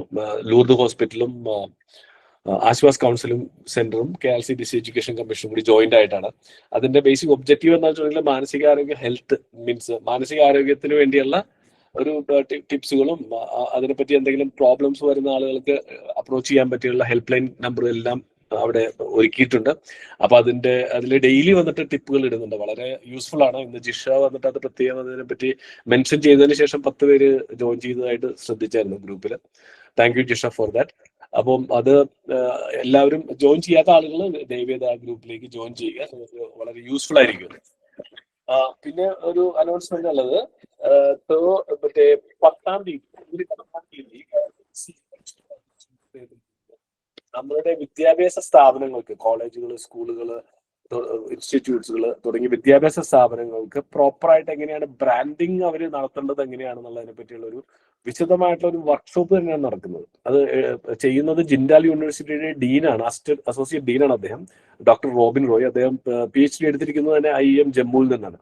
സോ അപ്പൊ ഇത് വളരെ എഫക്റ്റീവ് ആയിട്ടുള്ളൊരു ക്ലാസ് ആയിരിക്കും, വർക്ക്ഷോപ്പ് ആയിരിക്കും. അപ്പോൾ നമ്മളത് ഇതൊരു ഓപ്പർച്യൂണിറ്റിയാണ്. കാരണം നമ്മൾക്ക് ഒത്തിരിയധികം നല്ല കാര്യങ്ങൾ ചെയ്ത് നമ്മൾ സമൂഹത്തിന് വേണ്ടി ചെയ്യുന്ന വിദ്യാഭ്യാസ സ്ഥാപനങ്ങളാണെങ്കിൽ കൂടെയും ഇപ്പൊ പല വിദ്യാഭ്യാസ സ്ഥാപനങ്ങളിലും വന്നിട്ട് കുട്ടികൾക്ക് ഷോർട്ടേജുകൾ അനുഭവപ്പെടുന്നുണ്ട്. നമ്മളേലും വളരെ മോശമായിട്ടുള്ള ചെയ്യുന്ന വിദ്യാഭ്യാസം കൊടുക്കുന്ന സ്ഥാപനങ്ങളിൽ വന്നിട്ട് ആളുകൾ ഇടിച്ചു കയറുന്നുണ്ട്. സോ ദാറ്റ് മീൻസ് നമ്മൾ ചെയ്യുന്ന നല്ല കാര്യങ്ങൾ പ്രോപ്പറായിട്ട് നമുക്ക് ബ്രാൻഡ് ചെയ്യാൻ പറ്റുന്നില്ല. അപ്പൊ ആ ഒരു ബ്രാൻഡിങ് നമ്മൾ സമൂഹത്തിലേക്ക് എങ്ങനെ എത്തിക്കണം എന്നുള്ളതിനെ പറ്റിയായിരിക്കും ഈ ക്ലാസ്. അപ്പൊ അതുകൊണ്ട് ആരെങ്കിലും വിദ്യാഭ്യാസ സ്ഥാപനത്തിന്റെ ഒരു അധികാരികളായിട്ടിരിക്കുന്ന പ്രിൻസിപ്പളോ HMO ഹെഡ്മിസ്ട്രസോ അല്ലെങ്കിൽ മാനേജറോ ആയിട്ടുള്ള, അല്ലെങ്കിൽ ഈ ബ്രാൻഡിങ്ങുമായിട്ട് ബന്ധപ്പെട്ട സ്കൂളിന്റെ അല്ലെങ്കിൽ കോളേജിന്റെ മെയിൻ ആയിട്ടുള്ള കാര്യങ്ങൾ നോക്കുന്ന ആരെങ്കിലും ഉണ്ടെന്നുണ്ടെങ്കിൽ തീർച്ചയായിട്ടും ഈ അതിനെ രജിസ്റ്റർ ചെയ്യണം. 10-ാം തീയതിയാണ് ക്ലാസ്. നാഷണൽ ഫാത്തിമ കോളേജ് കൊല്ലത്ത് വെച്ചിട്ടാണ് പ്രോഗ്രാം നടക്കുന്നത്. 10 മണി തൊട്ട് 3 മണി വരെയാണ് സെഷൻ. തേർഡ് ഇമ്പോർട്ടന്റ് ആയിട്ടുള്ള അനൗൺസ്മെന്റ് എന്ന് പറഞ്ഞാൽ അടുത്ത സെഷൻ എടുക്കാൻ പോകുന്ന ജിജു ആർക്കത്തറ അച്ഛനെ പറ്റിയാണ്. ശരിക്കും നമ്മളുടെ ഈ ഒരു ഇപ്പൊ നമ്മളിപ്പോ കൂടിയിരിക്കുന്ന ഈ ഒരു പ്ലാറ്റ്ഫോം തന്നെ ഉണ്ടായി അതിലേക്ക് നമ്മളെ ഏറ്റവും best of the best faculty, ഇപ്പൊ ഗ്രിഗറി അച്ഛനെ പോലെയുള്ള ഒരു അത്യുന്നത കഴിവുകളുള്ള ഒരു ഫാക്കൽറ്റിയെ നമുക്ക് കോൺട്രിബ്യൂട്ട് ചെയ്ത് തന്നെ ജിജു ആർക്കത്തറ അച്ഛനാണ്. എന്റെ മനസ്സിൽ വന്ന് ഈ ആശയ അച്ഛനായിട്ട് ഷെയർ ചെയ്ത് കഴിഞ്ഞപ്പോഴേക്കും ഫാക്കൽറ്റി ആരാണ് വേണ്ടതെന്നുള്ളത് ചോദിച്ചപ്പോഴേക്കും അച്ഛൻ ഉടനെ തന്നെ പറഞ്ഞത് ഫാദർ ഗ്രിഗറിനെ പറ്റിയാണ്. ഗ്രിഗറി അച്ഛൻ വന്നുകൊണ്ട് നമ്മുടെ പ്രോഗ്രാം എത്രത്തോളം ഭംഗിയായി നടക്കുന്നു എന്നുള്ളത് നമുക്ക് എല്ലാവർക്കും അറിയാവുന്നതാണ്. അപ്പം അതിന് അദ്ദേഹത്തിന് ഞാൻ അടുത്ത സെഷനിലേക്ക് സ്വാഗതം ചെയ്യുകയും ചെയ്യും. ജിജു അച്ഛാ.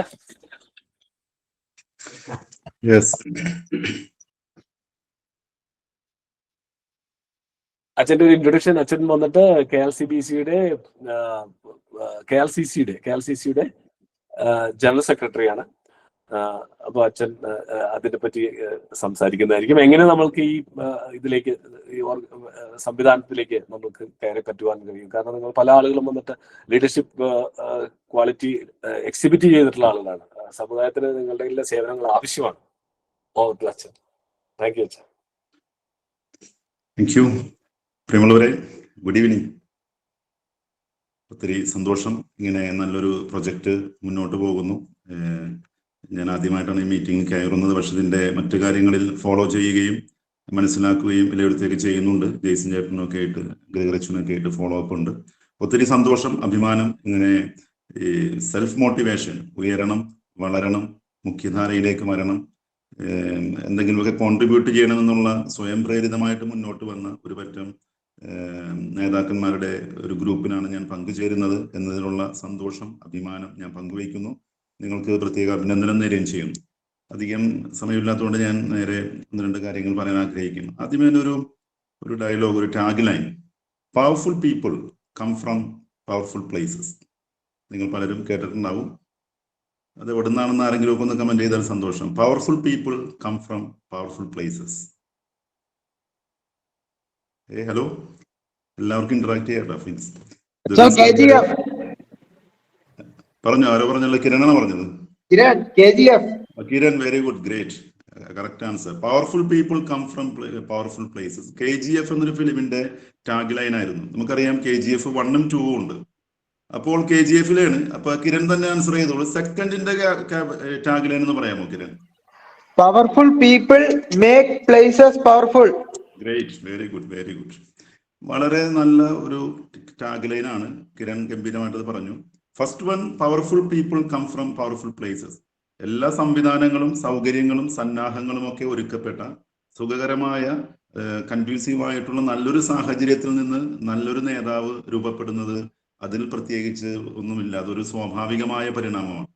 അതേസമയം സാഹചര്യങ്ങളൊന്നും അനുകൂലമല്ല, അത്ര പ്രസിദ്ധമല്ല, പ്രസക്തമല്ല, അനുകൂലമല്ല, അത്രമാത്രം ശ്രദ്ധിക്കപ്പെടാത്ത ഒരിടത്തു നിന്ന് ഒരു വ്യക്തി കഷ്ടപ്പെട്ട് ബുദ്ധിമുട്ടി പരിശീലനം നേടി ഉയർന്നു വന്നു കഴിയുമ്പോൾ അദ്ദേഹത്തിന്റെ പേരിൽ ആ സ്ഥലം അറിയപ്പെടുക, അദ്ദേഹത്തിന്റെ പേരിൽ ആ സ്ഥലം പ്രസിദ്ധമാവുക, മറ്റുള്ളവരുടെ ശ്രദ്ധയിൽപ്പെടുക എന്ന് പറയുമ്പോൾ അതാണ് യഥാർത്ഥ ലീഡർഷിപ്പ്. അപ്പൊ നമ്മളിവിടെ പറഞ്ഞുകൊണ്ടിരിക്കുന്നത്, നമ്മളിവിടെ ചെയ്തുകൊണ്ടിരിക്കുന്നത് powerful people make places powerful. ഒരുപക്ഷെ ഇതിനകത്തുള്ള പലരും പ്രമുഖരായ, പല മേഖലകളിൽ വ്യക്തിമുദ്ര പതിപ്പിച്ച, കഴിവ് തെളിയിച്ച, മികവ് തെളിയിച്ച, പ്രതിഭാധനരായ വ്യക്തികളുടെ ഒരു ഗ്രൂപ്പാണ് ഈ ഗ്രൂപ്പ്.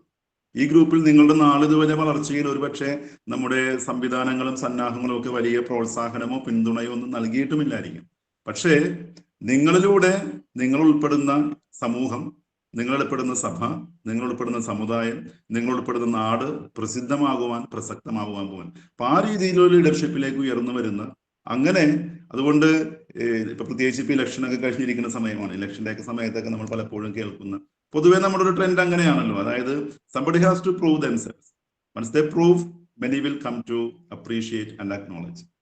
അതാണ് നമ്മുടെ ഒരു സംവിധാനം. നമ്മൾ ആദ്യഘട്ടത്തിൽ നമ്മൾ നമ്മുടെ കഴിവും മികവും പ്രതിഭയും തെളിച്ചു കഴിയുമ്പോൾ നമ്മളെ അംഗീകരിക്കുവാൻ, ആദരിക്കുവാൻ, പ്രൊമോട്ട് ചെയ്യുവാൻ ഒത്തിരി പേരുണ്ടാവും.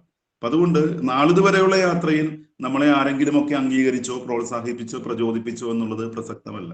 നമ്മൾ സ്വയം പ്രേരിതമായി ഉയരുവാൻ, വളരുവാൻ, സഭയ്ക്ക്, സമൂഹത്തിന് എന്തെങ്കിലുമൊക്കെ സംഭാവന ചെയ്യുവാനുള്ള അദമ്യമായ ആഗ്രഹത്തോടെ മുന്നോട്ട് വന്നിരിക്കുന്നതാണ്. അപ്പൊ അതുകൊണ്ട് ഈ മറ്റുള്ളവർ നമുക്ക് വേണ്ടി എന്തെങ്കിലും ചെയ്തോ എന്നുള്ള കാര്യം വിടുക, നമ്മൾ എന്ത് ചെയ്യാൻ തയ്യാറാണെന്ന ചിന്തയോടെ മുന്നോട്ട് പോകുക. അതാണ് എനിക്ക് ഒന്നാമത് സൂചിപ്പിക്കാൻ.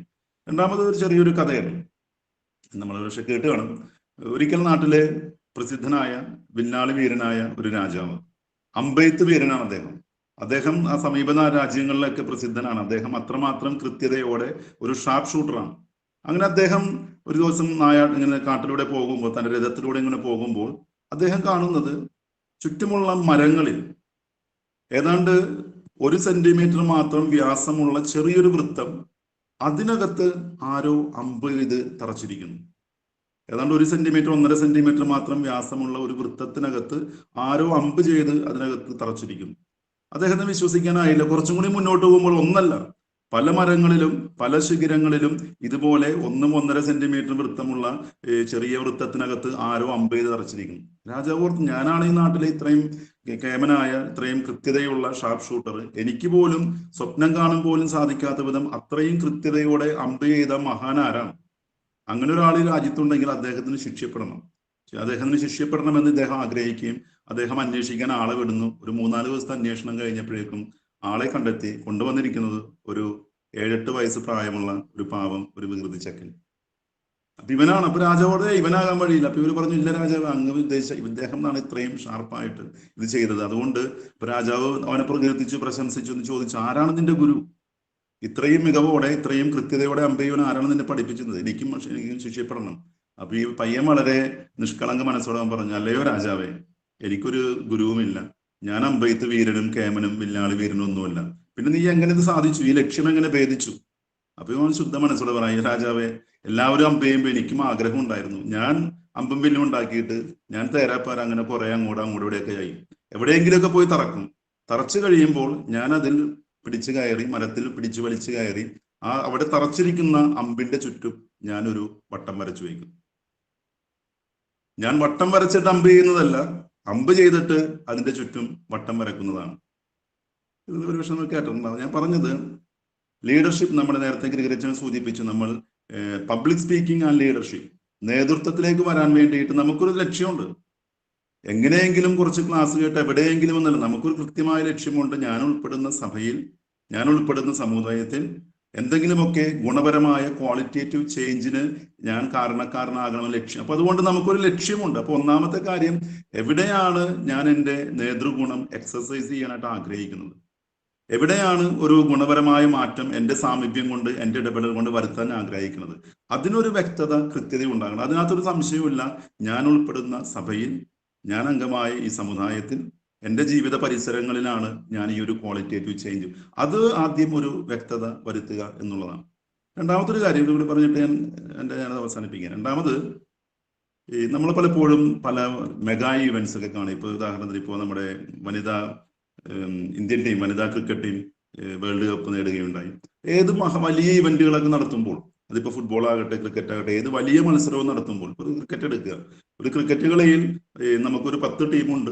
ഫൈനലിൽ 2 ടീം മത്സരിക്കുന്നു. അവസാനം കപ്പ് കിട്ടുന്നത് വിജയിച്ച ടീമിന്റെ ക്യാപ്റ്റനാണ്. കോടിക്കണക്കിന് മനുഷ്യർ ഈ ഒരു ഗെയിമുമായിട്ട് ബന്ധപ്പെട്ട് പ്രവർത്തിക്കുന്നുണ്ട്. ഒരുപക്ഷെ കളിക്കാരേക്കാൾ കൂടുതലായിട്ട് അധ്വാനിക്കുന്നത് സംഘാടകരും കാണികളും മറ്റ് നിയമപാലകരും ഒക്കെ മാധ്യമപ്രവർത്തകരും ഒക്കെയാണ്. ഈ കളിക്കാരേക്കാൾ കൂടുതലായിട്ട് ഒരു മത്സരം, ഒരു ടൂർണമെന്റ് വിജയിപ്പിക്കാൻ വേണ്ടി അധ്വാനിക്കുന്നത്. പക്ഷെ കപ്പ് കിട്ടുന്നത് ഈ കളിക്കാർ ക്യാപ്റ്റന് മാത്രമാണ്. കാണികൾക്ക് കപ്പ് കിട്ടാൻ യാതൊരു സാധ്യതയില്ല. സംഘാടകർക്ക് കപ്പ് കിട്ടാൻ യാതൊരു സാധ്യതയില്ല. നിയമപാലകർക്കോ മാധ്യമപ്രവർത്തകർക്കോ കപ്പ് കിട്ടാൻ സാധ്യതയില്ല. പണിയെടുക്കുന്നത് അവരും, കപ്പടിക്കുന്നത് ഈ കളിക്കാരും. അതൊരു എന്താണ് അതിലെ വ്യത്യാസം? ഒരുപക്ഷെ നമ്മൾ കളിക്കാർ അധ്വാനിക്കുന്നുണ്ട്, പ്രാക്ടീസ് ചെയ്യുന്നുണ്ട്, അവിടെ വരുന്നു. അതിനേക്കാളായിട്ട് കൂടുതലായിട്ട് ഇപ്പൊ നമ്മുടെ ഗുജറാത്തിലൊക്കെ ആണെങ്കിൽ നരേന്ദ്രമോദി സ്റ്റേഡിയത്തിലെ 1,15,000 പേരാണ് അവിടുത്തെ സീറ്റിംഗ് കപ്പാസിറ്റി. കളിക്കാർ പക്ഷെ സമയത്ത് വന്നിറങ്ങുന്നു, ശീതീകരിച്ച മുറിയിലിരിക്കുന്നു, പവലിയനിലിരിക്കുന്നു. ആ സമയത്ത് ഒരു 50 ഓവർ കളിക്കുമ്പോൾ, 2020 ആണെങ്കിൽ 20 ഓവർ കളിക്കുമ്പോൾ മാത്രം വെയിൽ കൊണ്ടാൽ മതി.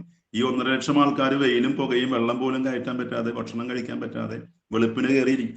ഒത്തിരി അധ്വാനം മറ്റുള്ളവർ നടത്തുന്നുണ്ട്. ഞാൻ നീട്ടുന്നില്ല, ആകെയുള്ള വ്യത്യാസം എന്നുള്ളത് ഈ ഒരു ടൂർണമെന്റിൽ കോടിക്കണക്കിന് ആളുകൾ പങ്കുചേരുന്ന, അധ്വാനിക്കുന്ന, വിയർപ്പൊഴുകുന്ന ഈ ഒരു മഹാ ടൂർണമെന്റ് വിജയിപ്പിക്കുന്നതിൽ ഈ കളിക്കാരേക്കാൾ കൂടുതൽ അധ്വാനം, ത്യാഗം, സമർപ്പണം മറ്റുള്ളവർക്കുണ്ട്. പക്ഷെ അവർക്ക് കപ്പ് കിട്ടുന്നില്ല, കയ്യടി കിട്ടുന്നില്ല, അംഗീകാരം കിട്ടുന്നില്ല. കാരണം ഒന്നേ ഒന്നുള്ളൂ, ബാക്കിയുള്ളവരുടെ അധ്വാനമൊക്കെ കളത്തിന് പുറത്താണ്. കളിക്കാരുടെ അധ്വാനം, അവരുടെ എഫേർട്ട് കളത്തിന്റെ അകത്താണ്. പോലീസുകാര്, കാണികള്, സംഘാടകര്, മാധ്യമപ്രവർത്തകര് ഇവരൊക്കെ വെയിലും ഇതും കൊണ്ട് കഷ്ടപ്പെട്ട് നിൽക്കുന്നുണ്ട്. പക്ഷെ ഇവരുടെ അധ്വാനമെല്ലാം കളത്തിന് പുറത്താണ്. ഇപ്പൊ നമുക്ക് കപ്പ് കിട്ടണമെങ്കിൽ, നമുക്ക് കയ്യടി കിട്ടണമെങ്കിൽ, അംഗീകാരം കിട്ടണമെങ്കിൽ ഒരു കാര്യം പ്രസക്തമാണ്. എവിടെയാണ് നിന്റെ അധ്വാനം? Where do you place yourself? Are you in the ground? ഞാൻ നേരത്തെ പറഞ്ഞു നമുക്കൊരു ലക്ഷ്യമുണ്ട്, നമ്മുടെ സഭയുടെ, സമുദായത്തിന്റെ, സമൂഹത്തിന്റെ മുന്നേറ്റം, ഗുണപരമായ മാറ്റം. അങ്ങനെയെങ്കിൽ കഴിവുള്ള, മികവുള്ള, പ്രതിഭയുള്ള, ആഗ്രഹമുള്ള, ആവേശമുള്ള ഞാൻ കളത്തിന് പുറത്തിരുന്ന് എത്ര പറഞ്ഞിട്ടും കാര്യമില്ല. ഒരുപക്ഷെ നമ്മൾ കേരളത്തിൽ സഞ്ജു സാംസനെ പറ്റി പറയുന്നു, അല്ലെങ്കിൽ ശ്രീശാന്തിനെ പറ്റി പറയുന്നു. അവരെക്കാൾ മികച്ച കളിക്കാർ ഇവിടെ ഉണ്ട്. അല്ലെങ്കിൽ ഇന്ത്യൻ ടീമിന്റെ ക്യാപ്റ്റൻ, അവനേക്കാൾ മികച്ച കളിക്കാർ പുറത്തുണ്ട്. പക്ഷേ കളത്തിനകത്ത് കയറുമ്പോഴേ നിന്റെ കഴിവ് അംഗീകരിക്കുവാൻ, പ്രതിഭയെ അംഗീകരിക്കുവാൻ, നിന്റെ അധ്വാനത്തിന് അംഗീകാരം നൽകുവാൻ ഇവിടെ ആരെങ്കിലും ഒക്കെ ഉണ്ടാകുകയുള്ളൂ. അപ്പൊ അതുകൊണ്ട് ഈ ഒരു ഗ്രൂപ്പിലേക്ക് ഇത്രയും പേര് ഇവിടെ കടന്നു വന്നു. തീർച്ചയായിട്ടും എനിക്ക് ഇതിന്റെ ഫീഡ്ബാക്ക് അറിയാം, വളരെ മികച്ച. കാരണം എവിടെ നിന്നെങ്കിലും നിർബന്ധിച്ച് കഷ്ടപ്പെട്ട് ഉന്തിത്തള്ളി കൊണ്ടുവന്നവരല്ല. സ്വയം പ്രേരിതരായിട്ട് ഞാൻ ഉൾപ്പെടുന്ന ഈ സമൂഹത്തിൽ ഗുണപരമായ മാറ്റം വരുത്തണമെന്നുള്ള വലിയ ആഗ്രഹത്തോടെ സ്വയം മുന്നോട്ട് വന്ന ഒരു ഗ്രൂപ്പാണ്. അപ്പൊ അങ്ങനെയുള്ള നമ്മൾ എവിടെയെങ്കിലുമൊക്കെ ഒളിച്ചിരിക്കുകയും എവിടെയെങ്കിലൊക്കെ ഗാലറി ഇരിക്കുകയും എന്ന് പറഞ്ഞിരുന്നു കഴിഞ്ഞാൽ പുറത്തിരിക്കുകയുള്ളൂ. ഒരുപക്ഷെ മുൻപ് ഇപ്പൊ കളിച്ചുകൊണ്ടിരിക്കുന്ന പലരും മിടുക്കന്മാരല്ല, മികവുള്ളവരല്ല, നമ്മളെക്കാൾ മോശമായിരിക്കാം പല കാര്യങ്ങളിലും. പക്ഷേ അവർ കളത്തിന്റെ അകത്താണ്. അവർ ചെയ്യുന്ന മണ്ടത്തരമാണെങ്കിലും പാഴ്വാക്കാണെങ്കിലും മോശം പ്രവർത്തികൾ, അത് അവർ കളത്തിന്റെ അകത്താണ്. ഒരുപക്ഷെ അവർ വിമർശിക്കപ്പെടുന്നുണ്ടാകാം, ചിലപ്പോഴൊക്കെ പ്രശംസിക്കപ്പെടുന്നുണ്ടാകാം. അത് കാണാൻ, വിലയിരുത്തുവാൻ, പ്രശംസിക്കുവാൻ, അംഗീകരിക്കുവാൻ ആളുണ്ട്. അതുകൊണ്ട് ഈ ഗ്രൂപ്പിലുള്ള പ്രിയപ്പെട്ട നേതാക്കളെ, നമ്മുടെ രൂപതകൾ പല ഭാഗത്ത് നിന്ന് വന്നിരിക്കാൻ എനിക്ക് പറയാനുള്ളത്, നമ്മൾ കളത്തിൽ ഇറങ്ങണം. നമ്മുടെ കളം ഏതാണെന്ന് ഞാൻ നേരത്തെ പറഞ്ഞു. കളം ഏതാണെന്ന് നമുക്ക് ആദ്യം വ്യക്തത ഉണ്ടാകണം. എന്ന് വെറുതെ എവിടെയെങ്കിലും ചെയ്തിട്ട് എവിടെയെങ്കിലും ചെന്നുപെട്ട് കഴിയുമ്പോൾ ഇതാണ് എൻ്റെ വിധി, ഇതാണ് എൻ്റെ യോഗം, ഇതാണ് ദൈവം എനിക്ക് തന്നേക്കണമെന്നല്ല. എനിക്കൊരു കൃത്യമായ ലക്ഷ്യമുണ്ട്, ഉദ്ദേശമുണ്ട്. അപ്പൊ അതുകൊണ്ട് ആദ്യമേ വട്ടം വരക്കുക, എന്നിട്ട് നമ്മൾ അമ്പ് ചെയ്യുക. രണ്ടാമത്, കളത്തിന് പുറത്തിരുന്ന് നമ്മൾ എത്ര പ്രതിഭയുണ്ടെങ്കിലും മികവുണ്ടെങ്കിലും നോബഡി വിൽ റെക്കഗ്നൈസ്. അപ്പൊ അതുകൊണ്ട് ഈ നെപ്പോളിയന്റെ പ്രസിദ്ധമായ വാക്യമുണ്ട്, പീപ്പിൾ വിൽ ഡൈ ഫോർ റിബൻസ്. അംഗീകാരത്തിന് വേണ്ടി മനുഷ്യർ മരിക്കും. അതുകൊണ്ട് മനുഷ്യൻ എന്ന രീതിയിൽ നമുക്ക് എല്ലാവർക്കും അംഗീകാരവും മറ്റു കാര്യങ്ങളൊക്കെ ആവശ്യമുണ്ട്. നേരത്തെ ജയ്സേട്ടനെ പരിചയപ്പെടുത്തിയ KRLCCയുടെ ജനറൽ സെക്രട്ടറിയാണ്, KRLCBCയുടെ ഡെപ്യൂട്ടി സെക്രട്ടറി, അതൊക്കെയാണ്. അതിന് ഞാനൊരു സൈക്കോളജിസ്റ്റ് കൂടിയാണ്. തെറപ്പിയും മറ്റു കാര്യം. അപ്പൊ ഞാൻ എപ്പോഴും ഉപയോഗിക്കുന്ന ഒരു തെറപ്പിയാണ് ഈ നമ്മുടെ ജസ്റ്റാൾട്ട് തെറപ്പി എന്നൊരു തെറപ്പി ഉണ്ട്. അതിന്റെ ബേസിക് പ്രിൻസിപ്പിൾ ഇതാണ്: whole is greater than its parts. Whole is greater than its parts. ഒരുമിച്ച് നിൽക്കുമ്പോഴാണ് ഒരു പാർട്ട് എത്ര വലിയതാണെന്ന് പറഞ്ഞാൽ പോലും പാർട്ടിനേക്കാൾ, ഭാഗികമായതിനേക്കാൾ പൂർണ്ണമായത്. Whole is greater than its parts. അതുകൊണ്ട് നമ്മൾ ഈ ഒരു സഭയുടെ, സമുദായത്തിന്റെ ആ ഒരു ഭാഗമായിട്ട് നമ്മൾ നിൽക്കുമ്പോഴാണ് നമുക്കൊരു പൂർണ്ണത ഉണ്ടാവുന്നത്, നമുക്കൊരു അഭിമാനവും സംതൃപ്തിയൊക്കെ ഉണ്ടാകുന്നത്. അതുകൊണ്ട് ഈ സഭയോട്, സംവിധാനങ്ങളോട് ചേർന്ന് നിൽക്കുക എന്നുള്ളതാണ് എൻ്റെ ഒരു ആദ്യത്തെ പോയിന്റ്. സെക്കൻഡ് ലാസ്റ്റ് വൺ, എന്നോട് ജയ്സേട്ടൻ പറഞ്ഞത് എങ്ങനെ നേതൃത്വത്തിലേക്ക്, നമുക്കിപ്പോൾ നിലവിലുള്ള സംവിധാനങ്ങൾ, നമ്മൾ ഓർക്കേണ്ടത്, നമ്മൾ ഒരേ സമയം ഒരു സഭയിലെ അംഗങ്ങളാണ്, അതോടൊപ്പം ഭരണഘടനയുടെ മുമ്പിൽ, ഇന്ത്യൻ ഭരണഘടനയ്ക്ക് മുമ്പിൽ സഭയോ പരിപാടികളോ ഒന്നുമില്ല. ഇന്ത്യൻ ഭരണഘടനയുടെ മുമ്പിൽ എക്സിസ്റ്റൻസ് ഉള്ള ഒരു റിയാലിറ്റിയാണ് സമുദായം, കമ്മ്യൂണിറ്റി. അതുകൊണ്ട് നമ്മൾ സഭയുടെ സമുദായം, ഒരേ സമയം സഭാംഗങ്ങളുമാണ്, അതേസമയം ഇന്ത്യയിലെ പൗരന്മാരെന്ന നിലയിൽ ക്രിസ്തുവിൽ വിശ്വസിക്കുന്ന റോമൻ കത്തോലിക്ക സഭയിലെ അംഗങ്ങൾ എന്ന നിലയിൽ നമ്മൾ ലത്തീൻ സഭയിലെ അംഗങ്ങളാണ്. ഭരണഘടന മുമ്പിൽ ലത്തീൻ സമുദായ അംഗങ്ങളുമാണ്. അതുകൊണ്ട് നമുക്കുള്ള സംവിധാനം ഒന്ന് BCCകളാണ്. അത് BCCകളെ ഒരു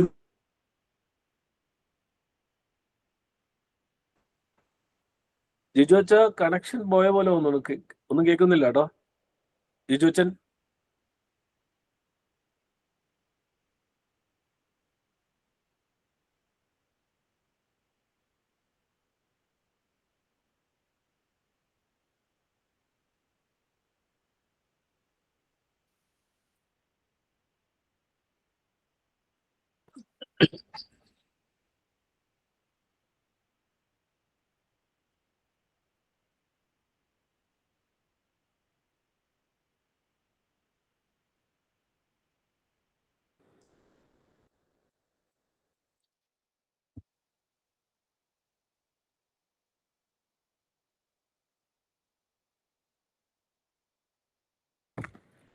അവിടെ കറണ്ട് പോയതാണ്. ഇപ്പൊ തന്നെ അച്ഛൻ ലൈനിൽ വരും.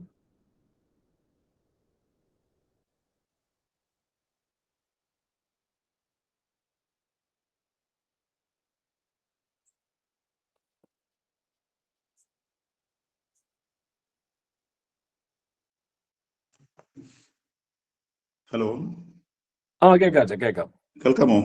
കേൾക്കാം. സോറി, ഇവിടെ കറണ്ട് പോയി. അതുകൊണ്ട് കുറച്ചു നേരത്തേക്ക് എന്റെ നല്ല മുഖം ഞാൻ കാണിക്കുന്നില്ല, സ്വരം കേൾപ്പിക്കാം.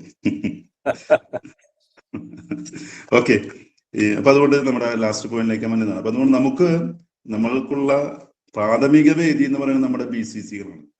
ഞാൻ നേരത്തെ കുറച്ച് പറഞ്ഞത് കേട്ടോന്ന് എനിക്കറിയില്ല, അതുകൊണ്ട് ആവർത്തിക്കും. ഈ BCCകളെ നമ്മളൊരു പള്ളി പ്രസ്ഥാനമായിട്ട്, പള്ളിയുടെ ഒരു എക്സ്റ്റൻഷൻ ആയിട്ട് ദയവ് ചെയ്ത് ലഘൂകരിക്കരുത്. അങ്ങനെയല്ലത് BCC ഒരു സാമൂഹിക മുന്നേറ്റത്തിന്റെ ഒരു വേദിയാണ് BCC. അതുകൊണ്ട് BCCയുടെ നേതൃത്വം എന്ന് പറഞ്ഞാൽ പള്ളി പ്രസ്ഥാനത്തിന്റെ ഒരു പരിപാടിയല്ല. നമ്മൾ അതിനെ ചിലരൊക്കെ അങ്ങനെ കണക്കാക്കുക. അങ്ങനെയല്ല. ഇപ്പൊ അത് മാറിയിട്ടുണ്ട്. KRCC വഴി മറ്റുമൊക്കെ മാറി വരുന്നു.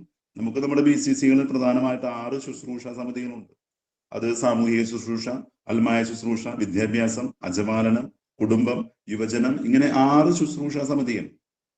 അതോടൊപ്പം തന്നെ നമ്മുടെ ഇടവയിൽ പ്രവർത്തിക്കുന്ന വിവിധ സംഘടനകൾ. അപ്പൊ ഇത് ഒരു സാമൂഹിക നമ്മൾ പറഞ്ഞില്ലേ, നമ്മൾ ഏത് കളത്തിലേക്ക് നമ്മളെ പ്ലേസ് ചെയ്യുന്നു, നമ്മളായിരിക്കും നമ്മുടെ പള്ളിയും പ്രദേശങ്ങൾ കൂടുന്ന ആ ഒരു പ്രാദേശിക സമൂഹത്തിന്റെ ആ കളത്തിനകത്തേക്ക് എന്നെ പ്ലേസ് ചെയ്യുന്ന പ്രക്രിയയാണ് ഞാൻ BCCയിൽ വരികയും BCCയുടെ ഏതെങ്കിലുമൊക്കെ ശുശ്രൂഷ സമിതിയോ ഇടവകയിലെ ഒരു സംഘടന നേതൃത്വം ഏറ്റെടുക്കുമ്പോൾ.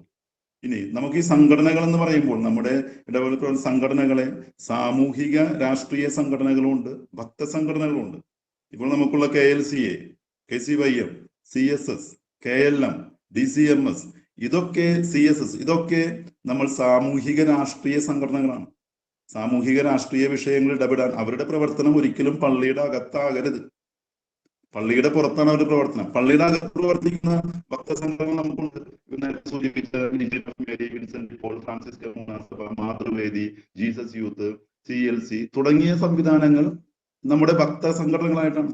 അപ്പോൾ നമ്മൾ നേരത്തെ പറഞ്ഞ സാമൂഹിക രാഷ്ട്രീയ സംഘടനകളിലേക്ക് നമ്മൾ വരുമ്പോൾ നമ്മൾ ഒരു കളത്തിനകത്തേക്ക് നമ്മൾ ചുവട് വെച്ചു.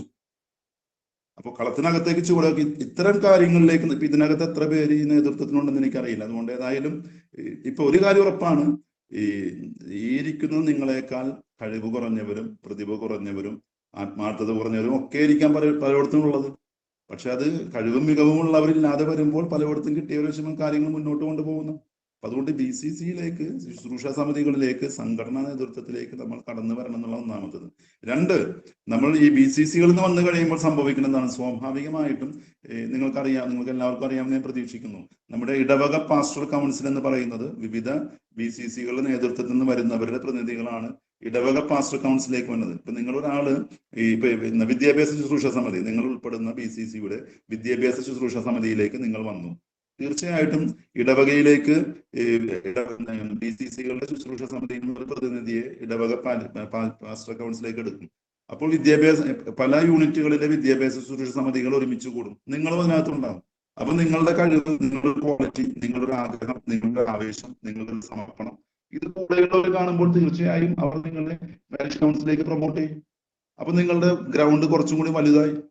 ഇനി പാരിഷ് കൗൺസിൽ നമ്മൾ വന്നു. പാരിഷ് കൗൺസിൽ സ്വാഭാവികമായിട്ട് അഭിപ്രായങ്ങൾ പറയുവാൻ, നിർദ്ദേശങ്ങൾ നൽകുവാൻ, ചില പ്രശ്നങ്ങളോട് പ്രതികരിക്കാനൊക്കെ നിങ്ങൾക്ക് അവസരം കിട്ടും.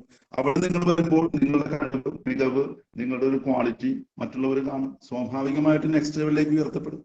അപ്പൊ അതുകൊണ്ട് ഒരു കളത്തിലേക്ക് വന്നു കഴിഞ്ഞാൽ മാത്രമേ, കളത്തിന് പുറത്ത് നിന്നുകൊണ്ട് നമ്മൾ എത്ര മികവുണ്ടെങ്കിലും നമുക്കത് നമ്മുടെ നമ്മുടെ അക്കാഡമിക് എക്സലൻസ് ആകാം, നമ്മുടെ ക്യാരക്ടർ ബ്രില്യൻസ് ആകാം, അല്ലെങ്കിൽ ഇന്റർപേഴ്സണൽ റിലേഷൻഷിപ്പ് ആവാം, കോമ്പിറ്റൻസി, മറ്റു സ്കിൽസും ആകും. ഇതൊക്കെ ഉണ്ടെങ്കിലും nobody will recognize, nobody will appreciate. അതുകൊണ്ട് ഒന്ന് ഇതിനകത്തേക്ക് നമ്മളെ പ്ലേസ് ചെയ്യുക എന്നുള്ളതാണ് ഒന്ന്. രണ്ടാമത്, അപ്പൊ BCCയിൽ വന്നു. സ്വാഭാവികമായിട്ട് നമ്മൾ ഇടവക പാസ്റ്റർ കൗൺസിലേക്ക് വരുന്നു. അവിടെ നിന്ന് രൂപത പാസ്റ്റർ കൗൺസിലേക്ക് വരുന്നു. നെക്സ്റ്റ് ഫേസ് ആണ് KRLCC എന്ന് പറയുന്ന സംവിധാനം. ഈ KRLCC എന്ന് പറയുന്നത് കേരളത്തിലെ ഇപ്പൊ നമുക്ക് 205 അംഗങ്ങളാണ് KRLCCയിലുള്ളത്. കേരളത്തിലെ എല്ലാ ലത്തീൻ സഭയിലും അതാണ് നമ്മൾ അഭിമാനിക്കേണ്ട ഒരു കാര്യം. നമുക്കറിയാം, കേരളത്തിലെ 3 വ്യക്തിസഭകളുണ്ട്. സീറോ മലബാർ, സീറോ മലങ്കര, പിന്നെ റോമൻ കാത്തലിക് അഥവാ ലാറ്റിൻ ചർച്ച്. ഇങ്ങനെ 3 വ്യക്തിസഭകൾ, 32 രൂപതകൾ കേരളത്തിലുണ്ട്. ഈ ഇവിടെ കറണ്ട് വന്നു.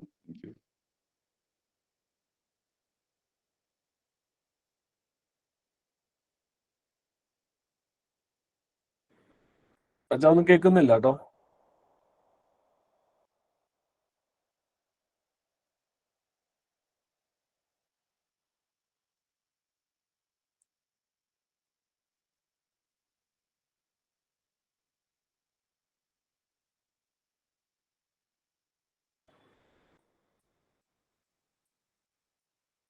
ചിലപ്പോൾ അവിടുത്തെ വൈഫൈ ആയിട്ട് കണക്ട് ചെയ്യാൻ എടുക്കുന്ന ഡിലേ ആയിരിക്കും.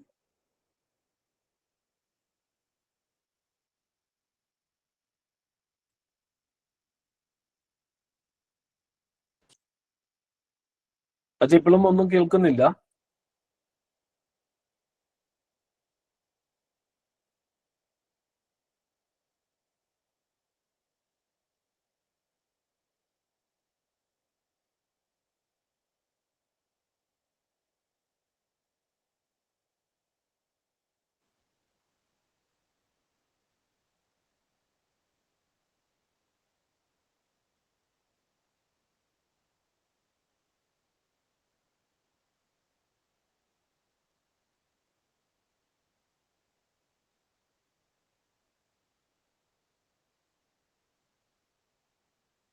ഹലോ, ഇപ്പൊ കേൾക്കാം. കേൾക്കാമോ? ആ. അപ്പൊ എന്റെ നിർത്താനായെന്നുള്ള സൂചനയാണ്. ഓക്കെ. അപ്പൊ അതുകൊണ്ട് ഞാൻ പറഞ്ഞതാണ്, ഞാൻ നേരത്തെ പറഞ്ഞ പോലെ നിങ്ങൾ BCCയിൽ വരുന്നു, അതിനുശേഷം KRLCC അതിനെ പറ്റി അത് കേട്ടോ ഞാൻ പറഞ്ഞത്? KRLCC സ്റ്റാർട്ട് ചെയ്ത് മറ്റേ സംഘടനകളെ പറ്റി പറഞ്ഞു. ഓക്കെ. അപ്പൊ നമ്മുടെ സംവിധാനം ഞാൻ പറഞ്ഞത്, നമുക്കുള്ള ഒരു സംവിധാനം BCCയിൽ നിന്ന് നമ്മൾ വരുന്നു. BCCയിൽ നമ്മുടെ കഴിവും പ്രതിഭയും തിരിച്ചറിഞ്ഞ് ഇപ്പൊ BCCയിലേക്ക് ഇടവക പാസ്റ്റർ കൗൺസിലെ തിരഞ്ഞെടുപ്പ് നടക്കുന്നത് വിവിധ ശുശ്രൂഷ സമിതികളിൽ നിന്ന് പ്രതിനിധികളാണ് വന്നത്. ഇപ്പൊ എഡ്യൂക്കേഷൻ സംബന്ധിച്ച ഒരാളുണ്ടാവും, ഫാമിലിയിൽ നിന്ന് ഒരാളുണ്ടാവും. ഇതിപ്പോ നിങ്ങൾ എഡ്യൂക്കേഷന്റെ പ്രതിനിധിയാണെങ്കിൽ ഇടവകയിൽ ഒരു 20 യൂണിറ്റ് ഉണ്ട്. 20 യൂണിറ്റിലെയും എഡ്യൂക്കേഷൻ മിനിസ്ട്രി പ്രതിനിധികൾ ഒരുമിച്ച് കൂടും. സ്വാഭാവികമായിട്ട് അവിടെ നിങ്ങൾ സംസാരിക്കും, നിങ്ങളെ മറ്റുള്ളവർ കാണും, നിങ്ങളുടെ സ്വപ്നങ്ങളും നിങ്ങളുടെ താല്പര്യങ്ങളും നിങ്ങളുടെ ആവേശവും നിങ്ങളുടെ ഇതൊക്കെ മനസ്സിലാകുമ്പോൾ അവർ പറയും, ഓക്കെ, വിദ്യാഭ്യാസ സമിതിയെ സംബന്ധിച്ച് ഇന്ന വ്യക്തി അങ്ങോട്ട് വന്നാൽ മതി. So then you are promoted. പിന്നെ നമ്മൾ ഇടവക പാസ്റ്റർ കൗൺസിൽ വരുമ്പോൾ അവിടെയുള്ള ചർച്ചകളിൽ ആശയങ്ങളും നിങ്ങളുടെ സ്വപ്നങ്ങളും ഒക്കെ പങ്കുവയ്ക്കുമ്പോൾ അവർക്ക് മനസ്സിലായി this person has the stuff, the calibre എന്ന് പറയുമ്പോൾ അടുത്ത ലെവലിലേക്ക് നമ്മൾ രൂപത പാസ്റ്റർ കൗൺസിലിലേക്ക് പ്രതിനിധിയായിട്ട് വരുന്നു. തുടർന്നാണ് നമ്മുടെ കേരളത്തിൽ നമുക്ക് നമ്മുടെ ലത്തീൻ സഭയെ, സമുദായത്തെ സംബന്ധിച്ചുള്ള ഉന്നത നയരൂപീകരണ ഏകോപന സമിതിയാണ് KRLCC. അവിടെ പങ്കുവയ്ക്കുന്ന ആശയങ്ങളും അവിടെ പങ്കുവയ്ക്കുന്ന ചിന്തകളും ഒക്കെയാണ് നമ്മുടെ നയങ്ങളും പദ്ധതികളുമൊക്കെയായിട്ട് പിന്നീട് രൂപപ്പെടുന്നത്. അപ്പൊ അതുകൊണ്ട് നിങ്ങൾ ആ തലത്തിലേക്ക് വരുമ്പോൾ നിങ്ങൾക്കുള്ള സ്വപ്നങ്ങൾ, നിങ്ങളുടെ ദീർഘവീക്ഷണം, അതൊക്കെ നമ്മുടെ ഒരു സഭയെ, സമുദായത്തെ തന്നെ ചലിപ്പിക്കാൻ തക്കവിധം നമുക്ക് പ്രയോജനപ്പെടുത്താൻ സാധിക്കും. അപ്പൊ അതിന്റെ ആദ്യപടി BCC എന്നുള്ള സംവിധാനമാണ്. അപ്പൊ അത് നമ്മൾ പ്രയോജനപ്പെടുത്തണം. രണ്ടാമത് ഞാൻ പറഞ്ഞത് KRLCC എന്നൊരു സംവിധാനം. കേരളത്തിൽ നമുക്ക് 32 രൂപതകളുണ്ട്. Syro Malabar, Syro Malankara, Roman Catholic അഥവാ ലത്തീൻ സഭ. ഇങ്ങനെ 3 വ്യക്തിസഭകളിലായിട്ട് 32 രൂപത. പക്ഷെ ഇതിനകത്ത് ലത്തീൻ സഭയിൽ മാത്രമാണ് നമുക്ക് ഈ പങ്കാളിത്ത അധിഷ്ഠിത ഒരു സംവിധാനമുള്ളത്. ഈ KRLCC എന്ന സംവിധാനം, ഇപ്പൊ സീറോ മലബാറിനും സീറോ മലങ്കറിനും സിനഡുണ്ട്, ലത്തീൻ സഭയിൽ ബിഷപ്സ് കൗൺസിലും ഉണ്ട്. ഇത് കൂടാതെയാണ് നമുക്ക് KRLCC, Kerala region Latin Catholic council. 12 രൂപതകളിലെയും പിതാക്കന്മാര്, വികാർ ജനറൽമാര്, സന്യാസ പ്രതിനിധികള്, വൈദിക പ്രതിനിധികള്, അൽമായ പ്രതിനിധികള്, യുവജന പ്രതിനിധികൾ, അങ്ങനെ 205 പേരുള്ള ഒരു കൗൺസിലാണ് KRLCC. അതിനകത്തോട്ടൊക്കെ നിങ്ങൾ കടന്നു വരണം. അപ്പോഴാണ് ഇപ്പൊ KRLCCയെ സംബന്ധിച്ച് അടുത്ത വർഷം 25 വർഷം പൂർത്തിയാകില്ല. 2002 ആരംഭിച്ചതാണ്. 25 വർഷം ജൂബിലി വർഷത്തിലേക്ക് നമ്മൾ പ്രവേശിക്കാൻ പോവുകയാണ്. നമ്മളൊരു ബാല്യദശയൊക്കെ മാറി പുതിയൊരു തലത്തിലേക്ക്, കുറച്ചും കൂടി ഒരു സോഷ്യൽ ആക്ടിവിസത്തിലേക്കും ഒരു എംപവർമെന്റിലേക്കൊക്കെ ആ ഒരു ഫേസിലൂടെ കടന്നു പോവുകയാണ്. അപ്പൊ നിങ്ങളെപ്പോലുള്ളവർക്ക് ഇതിനകത്തേക്ക് വന്നാൽ കുറേയും കൂടി ഇതിന് ദിശാബോധം ഉണ്ടാകും, കുറേ കൂടി ഊർജ്ജസ്വലത ഉണ്ടാകും, കുറെ കൂടി ലക്ഷ്യോന്മുഖമായി മുന്നോട്ട് പോകാൻ സാധിക്കും. അപ്പൊ അതിന് നിങ്ങൾ BCCകളിൽ സജീവമായിട്ട് ഇടപെടണം. പിന്നെ ഈ KRLCC എന്ന് പറയുന്നത് അൽമായർക്ക് കൂടുതൽ പങ്കാളിത്തമുള്ള ഒരു വേദിയാണ്. ഓരോ ഇടവകയിൽ നിന്നും ഓരോ രൂപതയിൽ നിന്നും ചുരുങ്ങിയത് ഒരു 7-8 പേരെങ്കിലും ഈ KRLCCയിലേക്ക് അൽമായർ മാത്രം കടന്നു വരുന്നുണ്ട്. അപ്പൊ അത് വരുന്നത് രൂപത പാസ്റ്റർ കൗൺസിലിൽ നിന്നാണ്. ഇപ്പൊ എന്നോട് ചിലരൊക്കെ വ്യക്തിപരമായിട്ട് എനിക്കറിയാം, നിങ്ങൾ പലരും എനിക്കറിയാം. അപ്പൊ ഞാൻ രൂപതകളിൽ പല സജസ്റ്റ് ചെയ്യാറുണ്ട്, ആ വ്യക്തി ഇതിനകത്തേക്ക് കൊണ്ടുവന്നാൽ നന്നായിരിക്കും, അദ്ദേഹം ഉണ്ടെങ്കിൽ ഈ ഒരു മിനിസ്ട്രി സജീവമാകും, അദ്ദേഹം ഉണ്ടെങ്കിൽ ഈ സംഘടനയ്ക്ക് ഒരു മുതൽക്കൂട്ടാകും. അങ്ങനെയൊക്കെ പറയുമ്പോൾ അവർ പറയുന്നത് ഞങ്ങൾക്കും അറിയാം, പക്ഷെ അവർ ഈ ഒരു സംവിധാനത്തിലൂടെ, കാരണം അതല്ലെങ്കിൽ BCCയിൽ ഇപ്പൊ എന്താണ്, ഇപ്പൊ KCYM ഇപ്പൊ ചില അല്ലെങ്കിൽ ഏത് സംഘടനയാണെങ്കിലും BCCയിൽ നിന്നാണ് നേതൃത്വത്തിലേക്ക് എല്ലാവരും കയർന്നു വരുന്നത്. അപ്പൊ നിങ്ങൾ നിങ്ങളുടെ BCCകളിൽ, ഇടവകകളിൽ നിങ്ങളുടെ ഞാൻ നേരത്തെ പറഞ്ഞ കളത്തിലിറങ്ങണം. തീർച്ചയായും നിങ്ങൾ കളത്തിലിറങ്ങിയാൽ 1000 പേര് നിങ്ങൾക്ക് വേണ്ടി കൈയടിക്കും, 1000 പേര് നിങ്ങളെ പ്രൊമോട്ട് ചെയ്യും. കാരണം നമുക്ക് പലപ്പോഴും പ്രതിഭാദാരിദ്ര്യം, നേതൃദാരിദ്ര്യം നമ്മൾ ശക്തമായിട്ട് അനുഭവിച്ചുകൊണ്ടിരിക്കുകയാണ്. കഴിവില്ല, നമ്മുടെ ആളില്ലാണ്ടല്ല, ഉള്ളവരൊക്കെ ഈ കാണികളുടെ കൂട്ടത്തിൽ ഗാലറിയിൽ ഇരിക്കുകയാണ്. അപ്പൊ അതുകൊണ്ട് നമ്മൾ പരിമിതികളുണ്ട്. അതുകൊണ്ട് ദയവ് ചെയ്ത് ഈ ഗ്രൂപ്പിലുള്ളവര്, അത്രയും നല്ല സാധ്യതയുള്ള, നമുക്ക് പ്രതീക്ഷയുള്ള വ്യക്തിത്വങ്ങളാണ് ഇതിനകത്തുള്ളത്. നിങ്ങൾ നിങ്ങളുടെ ഇടങ്ങളിൽ കളത്തിലിറങ്ങണം. നമുക്കുള്ള വട്ടം വരക്കണം. ആദ്യം എവിടെയെങ്കിലും ചെല്ലുമ്പോൾ അവിടെ എന്തെങ്കിലും ചെയ്യാം എന്നുള്ളതല്ല. എൻ്റെ പരിമിതമായ സാഹചര്യത്തിൽ എനിക്കുള്ള ദൈവം നൽകിയ അവസരങ്ങൾ ഉപയോഗിച്ച് ഞാൻ ഉൾപ്പെടുന്ന സമൂഹത്തിൽ ഒരു ഗുണപരമായ മാറ്റത്തിന് ഞാൻ കാരണക്കാരനാണ്. നേരത്തെ പറഞ്ഞ പോലെ powerful people make places powerful. നിങ്ങളുടെ ഒരു ഇടപെടൽ വഴി, നിങ്ങളുടെ ഒരു കോൺട്രിബ്യൂഷൻ വഴി നിങ്ങളുടെ BCCകളോ ഇടവകളോ പ്രദേശമോ ഒക്കെ മാറ്റം വരും. അല്ലെങ്കിൽ ലത്തീൻ സഭ സമുദായം നിങ്ങളുടെ ഒരു ഇടപെടൽ വഴി വലിയ മാറ്റം വരുത്തും. അതുകൊണ്ട് ഈ എന്നെ ആരും ഉയർത്തിയില്ല, വളർത്തിയില്ല, ക്ഷണിച്ചില്ല എന്ന് പറഞ്ഞിരിക്കാതെ നമുക്കുള്ള കളം നമ്മൾ തന്നെ കണ്ടെത്തണം, നമുക്കുള്ള ലക്ഷ്യം നമ്മൾ തന്നെ വരക്കണം, അതിനകത്തേക്ക് നമ്മൾ അമ്പ് ചെയ്യണം. ഒരു തവണ നമ്മളത് കൊള്ളിച്ചു കഴിഞ്ഞാൽ അപ്പോഴാണ് പിന്നീട് ആൾക്കാർ നമ്മളെ പൊക്കിയെടുക്കാനും ആവേശം നമ്മളെ പ്രോത്സാഹിപ്പിക്കാനൊക്കെ വരിക. അപ്പൊ ആ രീതിയിലേക്ക് നമുക്ക് ഒരുമിച്ച് പോകാം. ഏതായാലും നമ്മുടെ പല പ്രോഗ്രാമുകൾ, നമുക്ക് 24 കമ്മീഷനുകളാണ് നമുക്കുള്ളത്. 24 കമ്മീഷനുകളുണ്ട്, 6 സാമൂഹിക രാഷ്ട്രീയ സംഘടനകളുണ്ട്.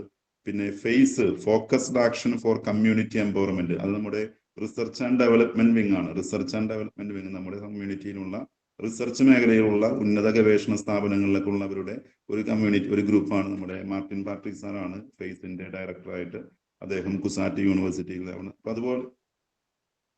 അപ്പൊ അങ്ങനെയുള്ള പല വേദികൾ നമുക്കുണ്ട്. അതുപോലെ കടൽ എന്നുള്ള ഒരു സംവിധാനം നമുക്കുണ്ട്. Coastal area development agency for liberation എന്ന് പറയുന്ന കടൽ എന്നൊരു സംവിധാനം നമുക്കുണ്ട്. വിവിധ ഫോറങ്ങൾ, ഗവൺമെന്റ് എംപ്ലോയീസിന്റെ ഫോറം നമുക്കുണ്ട്, ടീച്ചേഴ്സ് ഫോറം ഉണ്ട്, അഡ്വക്കേറ്റ്സ് ഫോറം ഉണ്ട്. ഇങ്ങനെ പല തലങ്ങളിലുമൊക്കെ പല സംവിധാനങ്ങളൊക്കെ പ്രവർത്തിക്കുന്നുണ്ട്. നിങ്ങളൊക്കെ ഇതിനകത്ത് പലതിലേക്കും മുന്നോട്ട് വരേണ്ടവരാണ്. നിങ്ങളുടെ ഒരു സാന്നിധ്യം ഈ ഒരുപക്ഷെ നിങ്ങളിൽ പലരും ഇതിനെപ്പറ്റി കേട്ടിട്ടില്ലായിരിക്കും. ഇത് ഇത്ര വലിയ സംവിധാനമാണ്, ഞങ്ങൾ ആരും കേട്ടിട്ടില്ലോ എന്നൊരു പക്ഷെ നമ്മൾ ചിന്തിക്കുന്നുണ്ടാകും. അപ്പൊ അതൊക്കെ നമുക്ക് സംവിധാനങ്ങളുണ്ട്, കുറേയൊക്കെ നമ്മൾ പ്രവർത്തിക്കുന്നുണ്ട്, കുറേയും കൂടി ഉയരാനും വളരാനും നമുക്കുണ്ട്.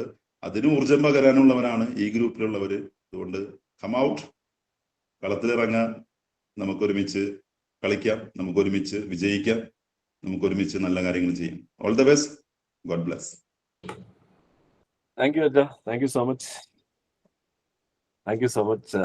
അത് വളരെയധികം ഡീറ്റെയിൽസ് അച്ഛൻ ഷെയർ ചെയ്തു. ഇനിയിപ്പോ ഞങ്ങൾ വന്നിട്ട് അതിൽ ഓരോരുത്തരും അതിനു വേണ്ടിയുള്ള കാര്യങ്ങളിലേക്ക് ഇറങ്ങുന്നതായിരിക്കും. തീർച്ചയായും സമുദായത്തിന്റെ ഉന്നമനത്തിന് വേണ്ടി ഉള്ള ഒരു ആളുകളുടെ ഗ്രൂപ്പ് തന്നെയാണിത്. പല വ്യക്തിത്വങ്ങളും ഇപ്പൊ ഞാൻ തന്നെ പലപ്പോഴും പല ആളുകളെ പരിചയപ്പെടുമ്പോഴേക്കും ഇത്രയും കഴിവും ഉള്ള ആളുകളാണല്ലോ എന്ന് ഞാൻ തന്നെ അത്ഭുതപ്പെടാറുണ്ട്. ഇങ്ങനെ ഒരു സംഭവം തുടങ്ങിയത് കൊണ്ട് മാത്രമാണ് നമുക്കിത് അതോടുകൂടി അറിയാൻ പറ്റിയത്, ഓരോരുത്തരുടെയും നിലവാരം എന്താണെന്നുള്ളതും മറ്റും. Anyway, thank you so much. അടുത്തത് ഗ്രിഗറി അച്ഛൻ മറ്റേ അസൈൻമെന്റ്സ് എന്തെങ്കിലും ഉണ്ടോ ഇപ്രാവശ്യം ഇതിനു വേണ്ടി ലീഡർഷിപ്പില്? ഗ്രൂപ്പിൽ ഇട്ടായിരുന്നു. എന്താ വെച്ചാ അൺമ്യൂട്ട് ചെയ്യണേ.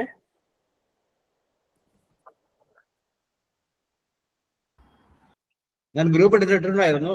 എനിക്ക് ഇഷ്ടപ്പെട്ട ഒരു നേതാവ് സമുദായ ഉന്നമനത്തിനായി നൽകിയ സംഭാവനകൾ എങ്ങനെ മാതൃകയാക്കാം. ഏതെങ്കിലും നിങ്ങൾക്ക് ഇഷ്ടപ്പെട്ട ഒരു നേതാവിനെ കണ്ടെത്തിയിട്ട് അവരെന്താണ്, എങ്ങനെയാണ് അവരുടേതായ സമുദായത്തിന് വേണ്ടി നൽകിയ സംഭാവന, അത് നമുക്ക് എങ്ങനെ മാതൃകയാക്കാം. അത് ഓരോരുത്തരും ഒരു ചെറിയ പ്രസംഗരൂപത്തിൽ അവതരിപ്പിച്ചുകൊണ്ട് ഗ്രൂപ്പിൽ ചർച്ച ചെയ്യുന്ന നന്നായിരിക്കും. എന്നിട്ട് ഒരു ഗ്രൂപ്പിന്റെ ഒരു മെസ്സേജ് നമുക്ക് കിട്ടണം. അപ്പൊ നമുക്ക് ഓരോ ഗ്രൂപ്പിന്റെയും ഒരു സന്ദേശമായിട്ട് അത് വരണം. നമുക്ക് ഇൻഡിവിജ്വൽ ആയിട്ടല്ല, ഇൻഡിവിജ്വൽ ഗ്രൂപ്പിൽ അവതരിപ്പിച്ച ശേഷം ഒരു ഗ്രൂപ്പിന്റെ ഒരു ത്രസ്റ്റ്. അപ്പൊ നമുക്കൊരു 17 മാതൃകകൾ നമുക്ക് കിട്ടും. മനസ്സിലായില്ലേ? അപ്പൊ അങ്ങനെ നമുക്ക് നോക്കാം അങ്ങനെ വരുന്നു. അപ്പൊ ഏതായാലും ഓരോരുത്തരായിട്ടൊന്ന് പ്രിപ്പയർ ചെയ്യാൻ വേണ്ടി പരിശ്രമിക്കും. രണ്ടാമത് ഈ ക്രിസ്മസിന്റെ സന്ദേശം നൽകിയത് എല്ലാം കിട്ടിയെന്ന് എനിക്ക് അറിഞ്ഞൂട്ടോ. അപ്പൊ എന്റെ കുറച്ച് വന്നിട്ടുള്ളൂ. അപ്പൊ അത് ഗ്രൂപ്പ് ലീഡേഴ്സ് കിട്ടിയവരൊന്നുകൂടെ അത് കറക്റ്റ് ആയിട്ട് പോസ്റ്റ് ചെയ്യാൻ അത് നമുക്ക് ഇവാലുവേറ്റ് ചെയ്യാൻ പറ്റുള്ളൂ. അപ്പൊ എന്റെ ഇപ്പൊ നോക്കിയപ്പോൾ ഒരു 10-15 ഉള്ളൂ. അത്രയും ഉള്ളോ ഇനി ഉണ്ടോ എനിക്ക് അറിഞ്ഞൂടാ. അപ്പൊ ഒന്ന് ലീഡേഴ്സ് ഒന്ന് ശ്രദ്ധിക്കുക. നിങ്ങളുടെ ഗ്രൂപ്പിൽ കിട്ടിയിട്ടുള്ള സാധനങ്ങൾ ഒന്നുകൂടെ കളക്ട് ചെയ്ത് ഫോർവേഡ് ചെയ്യാനൊന്ന് അപേക്ഷിക്കും. താങ്ക് യു അച്ഛാ. അടുത്ത Augustine sir. Vote of thanks Augustine sir.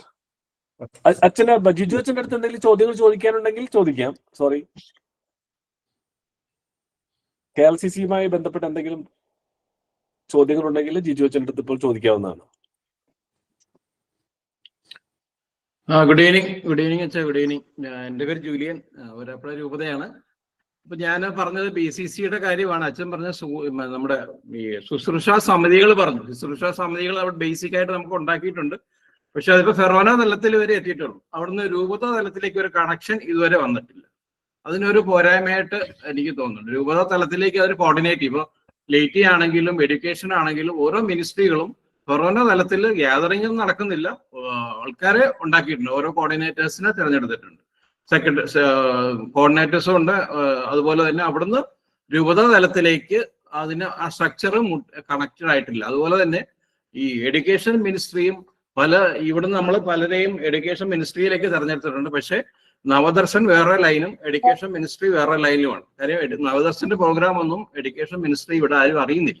ഇപ്പൊ ഞങ്ങളുടെ ഇടവകയിൽ തന്നെ ഫലം സംഭവിക്കുന്നതാണ്. അവിടെ വരാപ്പുഴ രൂപതയിൽ പ്രോഗ്രാം നടന്നു, നവദർശന്റെ പ്രോഗ്രാമാണ്. പക്ഷെ എഡ്യൂക്കേഷൻ മിനിസ്ട്രിയിൽ ഒരു കോർഡിനേറ്റർ ഉണ്ട്. ഫൊറോന കോർഡിനേറ്റർ പോലും ആ ഒരു മെസ്സേജോ ആ ഒരു മീറ്റിങ്ങിനെ കുറിച്ച് പോലും അറിഞ്ഞിട്ടില്ല. അപ്പൊ അത് ഞങ്ങൾ ഓൾറെഡി അതിങ്ങനെ പറഞ്ഞിട്ടുണ്ട്, പല തലങ്ങളിലും സംസാരിച്ചിട്ടുണ്ട്. അപ്പൊ ഇതാണ് ആ ഒരു കണക്ഷൻ. അച്ഛൻ പറഞ്ഞ BCCന്ന് രൂപതയിലേക്ക് ഒരിക്കലും കണക്ഷൻ വരുന്നില്ല. ഫൊറോന തലത്തിൽ വന്നിട്ട് പിന്നെ അവിടുന്ന് ലെവലിലേക്ക് വരാനായിട്ടുള്ള, അല്ലെങ്കിൽ ഫൊറോന തലത്തിൽ അല്ലെങ്കിൽ രൂപത തലത്തിൽ ഈ കോർഡിനേറ്റേഴ്സിനെങ്കിലും വിളിച്ചു കൂട്ടാൻ, ഈ 6 മിനിസ്ട്രികളിലെ കോർഡിനേറ്റേഴ്സിനെങ്കിലും വിളിച്ചു കൂട്ടാനായിട്ടുള്ള ഒരു സ്റ്റെപ്പ് എടുക്കേണ്ടതാണ്. പിന്നെ ബേസിക് ആയിട്ട് നമ്മുടെ ഇവിടെ ഒരു അസൈൻമെന്റ് തന്നെ BCCയെ കുറിച്ചായിരുന്നു പറഞ്ഞത്. അതുപോലെ ശുശ്രൂഷ സമിതികൾ പോലും പലർക്കും അറിയില്ല. അപ്പൊ അതിനെക്കുറിച്ചൊക്കെ ഇപ്പൊ വരാപ്പുഴ രൂപത ബുക്ക് ഇറക്കിയിട്ടുണ്ട്. അതുകൊണ്ട് ഞങ്ങൾക്ക് കുറച്ചൊക്കെ അതിനെക്കുറിച്ചൊക്കെ ഒരു അറിവുണ്ട്. ബാക്കി എല്ലാ രൂപതകളിലും ആൾക്കാർക്ക് അതിനെക്കുറിച്ച് അറിവില്ല. ഈ ഒരു മിനിസ്ട്രികളെ കുറിച്ചുള്ള അറിവുകൾ ഇല്ല. മിനിസ്ട്രികൾ വളരെ ഇമ്പോർട്ടന്റ് ആണ്. വളരെ ഭംഗിയായിട്ട് നമുക്ക് ഈ പറഞ്ഞ നമ്മളിപ്പോ നടന്ന പ്രോഗ്രാമിൽ നിന്ന് ലീഡർഷിപ്പിലേക്ക് കുറെ ആൾക്കാർ നമുക്ക് അതിൻ്റെ അകത്തോട്ട് ഫേസ് ചെയ്യാനായിട്ട് നെക്സ്റ്റ് സ്റ്റെപ്പിൽ സാധിക്കും. അപ്പൊ ഇതാണ് ആ ഒരു എനിക്ക് പറയാനുള്ളത്. ഓക്കെ അച്ഛാ, താങ്ക് യു. സാറേ താങ്ക് യു ആ ഒരു ഫീഡ്ബാക്കിന്.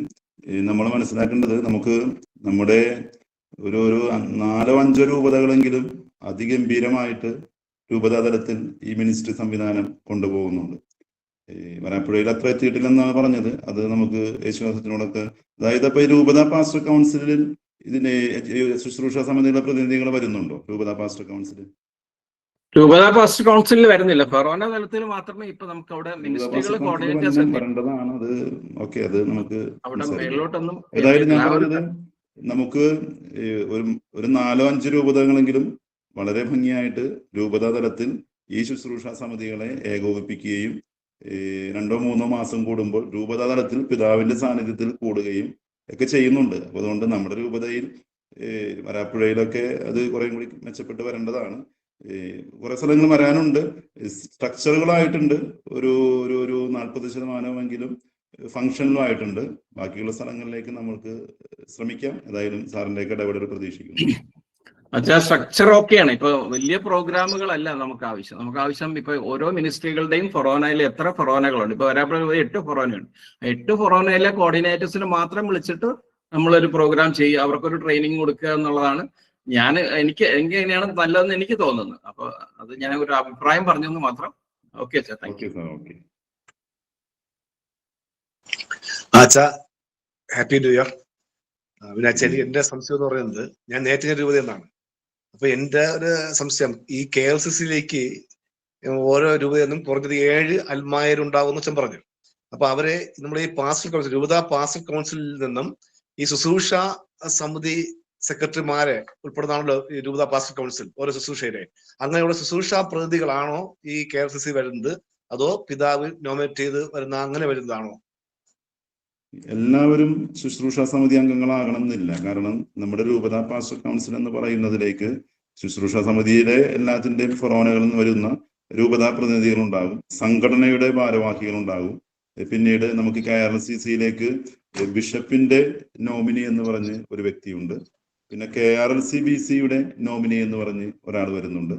അപ്പൊ അതുകൊണ്ട് എല്ലാവരും ശുശ്രൂഷ സമിതിയുടെ ഭാരവാഹികളായിരിക്കണം എന്നില്ല. ഇപ്പൊ ഒരുപക്ഷെ നമ്മുടെ ഇടവകയിൽ നിന്നുള്ള സംഘടനയുടെ ഏതെങ്കിലും സംഘടനയുടെ പ്രതിനിധികൾ അതിനകത്ത് വരാം. ഒരു രൂപത KLCA പ്രസിഡന്റോ അല്ലെങ്കിൽ KLCW-യുടെ പ്രസിഡന്റോ. അവരിനി KLCA പ്രസിഡന്റ് ആയതുകൊണ്ട് KRCC അംഗമാകില്ല. അപ്പൊ അത് രൂപതയിൽ പല കാറ്റഗറിയിൽപ്പെട്ടവർ രൂപത പാസ്റ്റർ കൗൺസിൽ വരും. രൂപത പാസ്റ്റർ കൗൺസിൽ അംഗങ്ങളായ അൽമായരിൽ നിന്ന് 2 പുരുഷന്മാരും 2 വനിതകളുമാണ് അതിൽ നിന്ന് തിരഞ്ഞെടുക്കപ്പെടുന്നത്. അതുപോലെ വൈദികരുടെ പ്രീസ്റ്റ് സെനറ്റിൽ നിന്ന് 2 വൈദികരെ പ്രതിനിധികളായിട്ട് തിരഞ്ഞെടുക്കുന്നു. അപ്പൊ 4 പേര് അൽമായർ വരുമ്പോഴാണ് 2 വൈദികര് വരുന്നത്.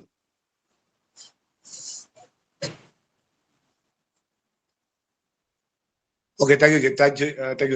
അച്ഛാ, പിന്നെ വേറെ സംശയം എന്ന് പറയുന്നത്, സംഘടനാ പ്രതികളോ അല്ലെങ്കിൽ ശുശ്രൂഷ പ്രതികളോ ആകാം അല്ലേ അച്ഛാ? ആകാം. രൂപത പാസ്റ്റർ കൗൺസിൽ അംഗങ്ങളായവരിൽ നിന്ന് 4 അൽമായർ, അതിൽ 2 പേർ പുരുഷന്മാർ, 2 പേർ സ്ത്രീകൾ, അങ്ങനെയാണ്. അപ്പൊ രൂപതയിലുള്ള പാസ്റ്റർ കൗൺസിൽ വരുന്നവര് പല കാറ്റഗറിയിൽ നിന്നാണ്. നേരത്തെ പറഞ്ഞ ഇപ്പൊ ഉന്നത വിദ്യാഭ്യാസ സ്ഥാപനങ്ങൾ നിലവിലുണ്ടാകും, ചിലപ്പോൾ സംഘടനാ ഭാരവാഹികളുണ്ടാകാം, ശുശ്രൂഷ സമിതിയുടെ പ്രതിനിധികളുണ്ടാകാം. അപ്പൊ അങ്ങോട്ടിൽ നിന്ന് ആർക്ക് വേണമെങ്കിലും വരാം.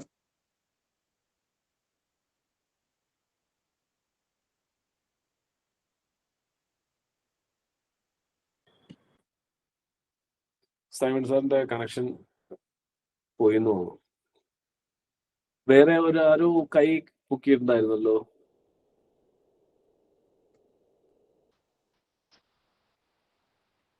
Next question.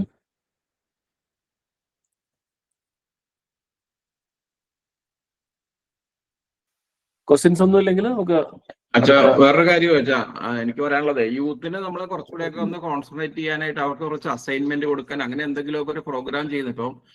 ഒരു ഇടവകയുടെ കാര്യം മാത്രമേ എനിക്ക് അറിയാവുള്ളൂ. ഞാൻ ഫൊറോന തലത്തിലോ രൂപത തലത്തിലല്ല ഉദ്ദേശിക്കുന്നത്. ഫൊറോന തലത്തിൽ പോലും നമ്മൾ ആൾക്കാരെ വിളിച്ചാൽ യൂത്തിന് അസൈൻമെന്റ് ആണ്. അവർക്ക് എന്തെങ്കിലും ഒരു ഉത്തരവാദിത്വം ഏൽപ്പിക്കാനായിട്ട് എന്തെങ്കിലുമൊക്കെ പ്രോഗ്രാം നടക്കുമ്പോൾ അവർക്കൊന്ന് ഉത്തരവാദിത്വം ഏൽപ്പിക്കാനായിട്ട് എന്തെങ്കിലും നോക്കണം. ഇപ്പൊ KCYM അവിടെ ഉണ്ട്. അവര് അവരുടെ സംഘടനയായിട്ട് മാത്രം പോകും. പക്ഷെ യൂത്തിന്റെ റെപ്രസെന്റേഷൻ ശുശ്രൂഷ നമ്മൾ തിരഞ്ഞെടുത്തിട്ടുണ്ട്.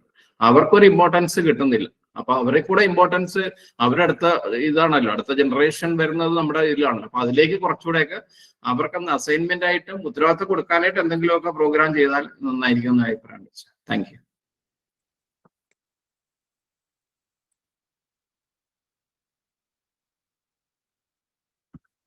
മറ്റു ക്വസ്റ്റ്യൻസ് ഒന്നും ഇല്ലെങ്കിൽ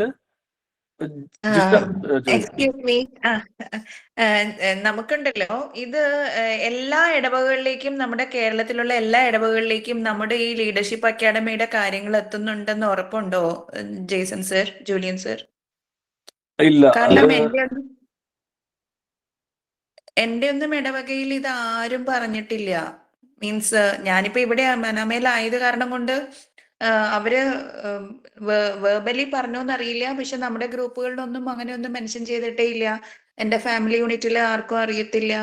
പിന്നെ ഞാൻ പറയുമ്പോഴാണ് എന്റെ ഫാമിലി യൂണിറ്റിൽ തന്നെ അറിയുന്നത്. അപ്പം മറ്റെല്ലാ പള്ളികളിലും ഇങ്ങനെയാണോ എന്ന് അറിയത്തില്ല. കാരണം ഇത്രയും നല്ല ഇനീഷ്യേറ്റീവ് ഇങ്ങനെ വരുമ്പോഴത്തേക്കും നമ്മുടെ ആൾക്കാർ ഇത് അറിയാതെ പോകുക എന്ന് പറയുന്നത് ഭയങ്കര സങ്കടമാണ്. നല്ല റിസോഴ്സ്, നന്നായിട്ട് ഇൻപുട്ട് കിട്ടുന്ന സെഷൻസ് അങ്ങനെയൊക്കെ ആകുമ്പോഴത്തേക്കും എല്ലാവരിലേക്ക് ഇത് എത്തുന്നുണ്ടോ എന്ന് കൂടെ നമ്മൾ ഉറപ്പാക്കുവാണെങ്കിലേ നല്ലതായിരിക്കും.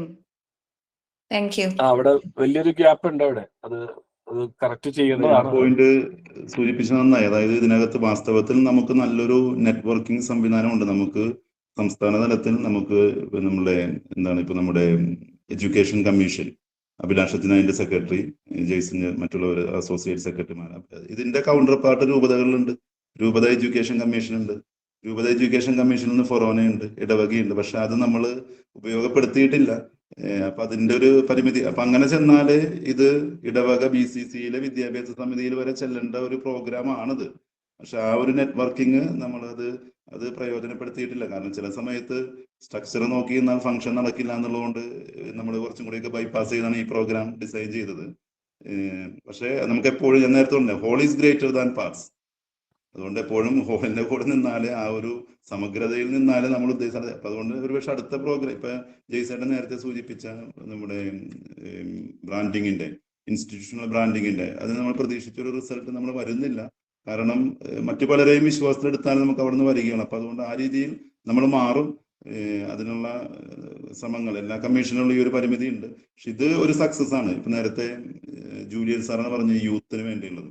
ഇപ്പൊ ഈ ഒരു ലീഡർഷിപ്പ് അക്കാഡമി തുടങ്ങുന്നതിന് മുമ്പ് ഒരു 2-2.5 വർഷം മുമ്പ് യൂത്ത് കമ്മീഷൻ ഒരു പ്രോഗ്രാം ലൈറ്റിക്കും അൽമായർക്കും യുവജനങ്ങൾക്കും വേണ്ടിയിട്ടുള്ള ഒരു 12 മാസം നീണ്ടു നിൽക്കുന്ന കൃത്യമായിട്ടുള്ള മൊഡ്യൂളുകൾ വെച്ചിട്ട് ആദ്യത്തെ ഒരു സെഷൻ ഫിസിക്കലായിട്ട് വരുന്നു, പിന്നെ ഒരു 4 മാസം ഓൺലൈനായിട്ട് വരുന്നു, പിന്നെ ഒരു മിഡ് ടൈമിൽ വീണ്ടും ഒരുമിച്ച് വരുന്നു, ഒരു 4 ദിവസത്തെ ക്യാമ്പ്, വീണ്ടും 4 മാസം ഓൺലൈൻ, അവസാനം ഒരു 4-5 ദിവസത്തെ ഒരുമിച്ച് കൂടൽ. അങ്ങനെയുള്ള ഒരു കൃത്യമായ മൊഡ്യൂളുകളൊക്കെ വെച്ചൊരു പ്രോഗ്രാം തുടങ്ങി.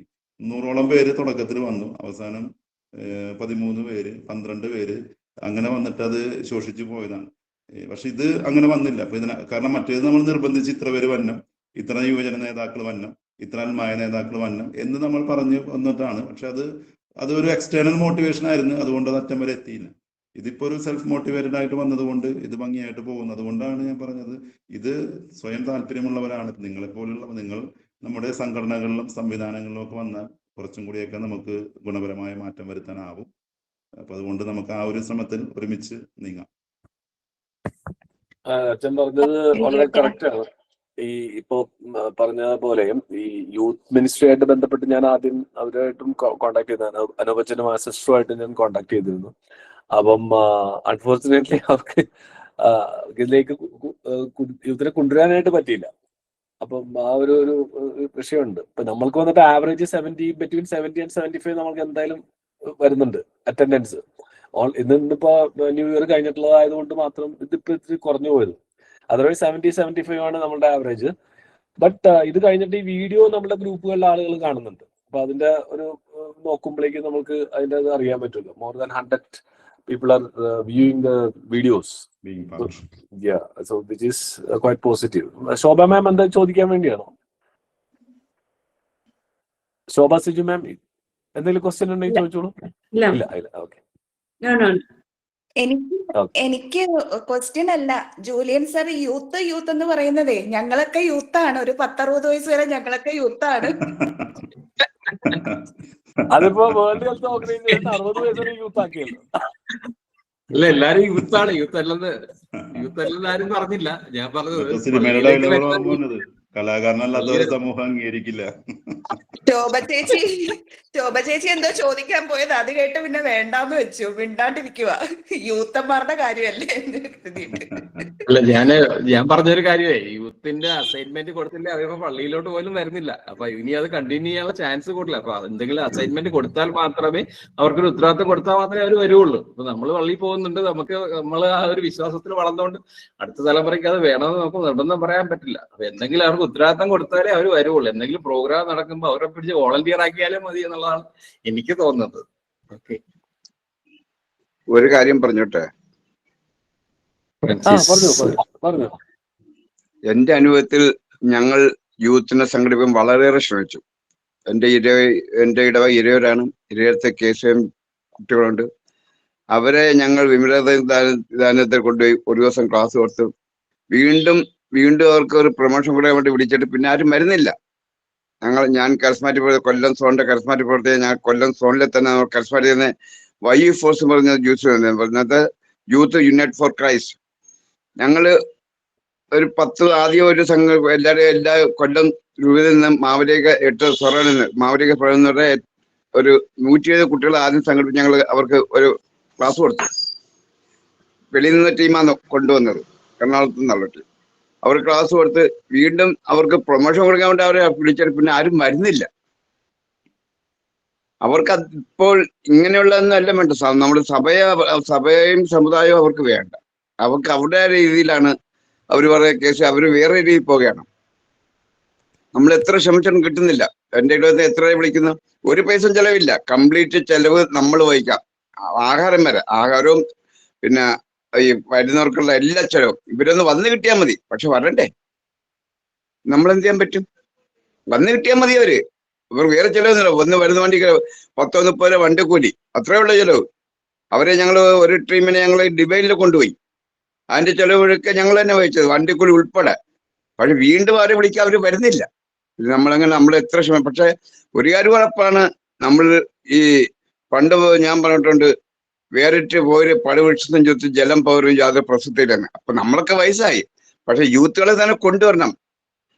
അതുകൊണ്ടാണ് ക്രിസ്ത്യൻ മിനിസ്ട്രിനെയും ജീസസ് മിനിസ്ട്രി നമ്മൾ ഈ യുവജനം കൊണ്ടുവരണം. ഇവരിലേക്കാണ് നമ്മൾ ജലവും വളവും പകരേണ്ടത്. അവരാണ് നാളത്തെ സഭയുടെ ശക്തി.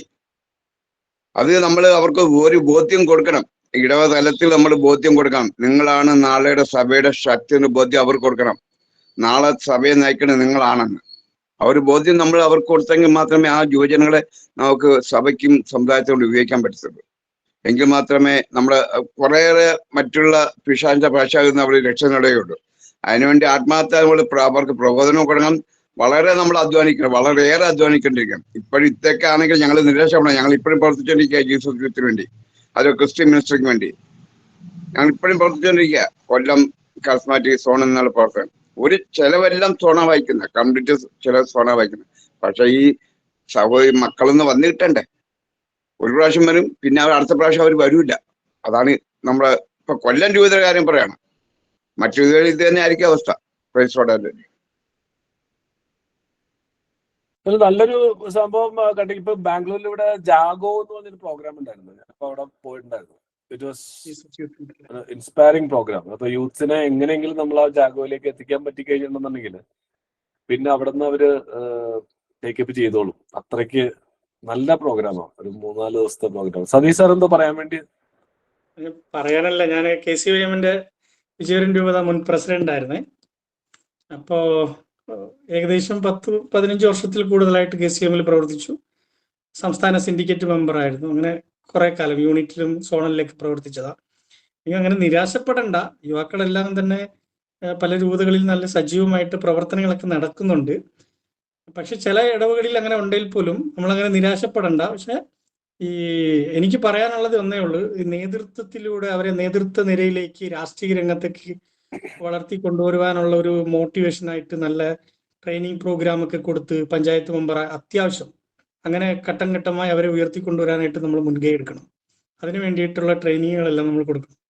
പണ്ട് ഞങ്ങളുള്ള സമയത്ത് അങ്ങനെയൊക്കെ പ്രോഗ്രാംസ്, എനിക്ക് തോന്നുന്നു കുഞ്ഞിപ്പാൽ സാറായിരുന്നു ഈ സ്പീച്ച് തെറാപ്പിയുടെ, ആ സാറിനെയൊക്കെ വെച്ചുകൊണ്ട് 3 ദിവസം എനിക്ക് തോന്നുന്നു 120ഓളം യുവാക്കളെ താമസിപ്പിച്ച് തിരുവല്ലയിലാന്ന് തോന്നുന്നു ഇടവകയിൽ വെച്ച് അങ്ങനെ പ്രോഗ്രാമൊക്കെ നടത്തി. പിന്നീട് കുറച്ചു പേർക്ക് പഞ്ചായത്തിൽ മത്സരിക്കാനൊക്കെ ഉള്ള അവസരമൊക്കെ ഒരുക്കി കൊടുത്തു. അതിനുവേണ്ടി ഒരു ടീമിനെ വെച്ചു. മുൻകാല നേതാക്കന്മാരുടെയും ചില വൈദികരുടെയൊക്കെ സഹായത്തോടു കൂടി അങ്ങനെയൊക്കെ പ്രവർത്തിച്ചിട്ടുണ്ട്.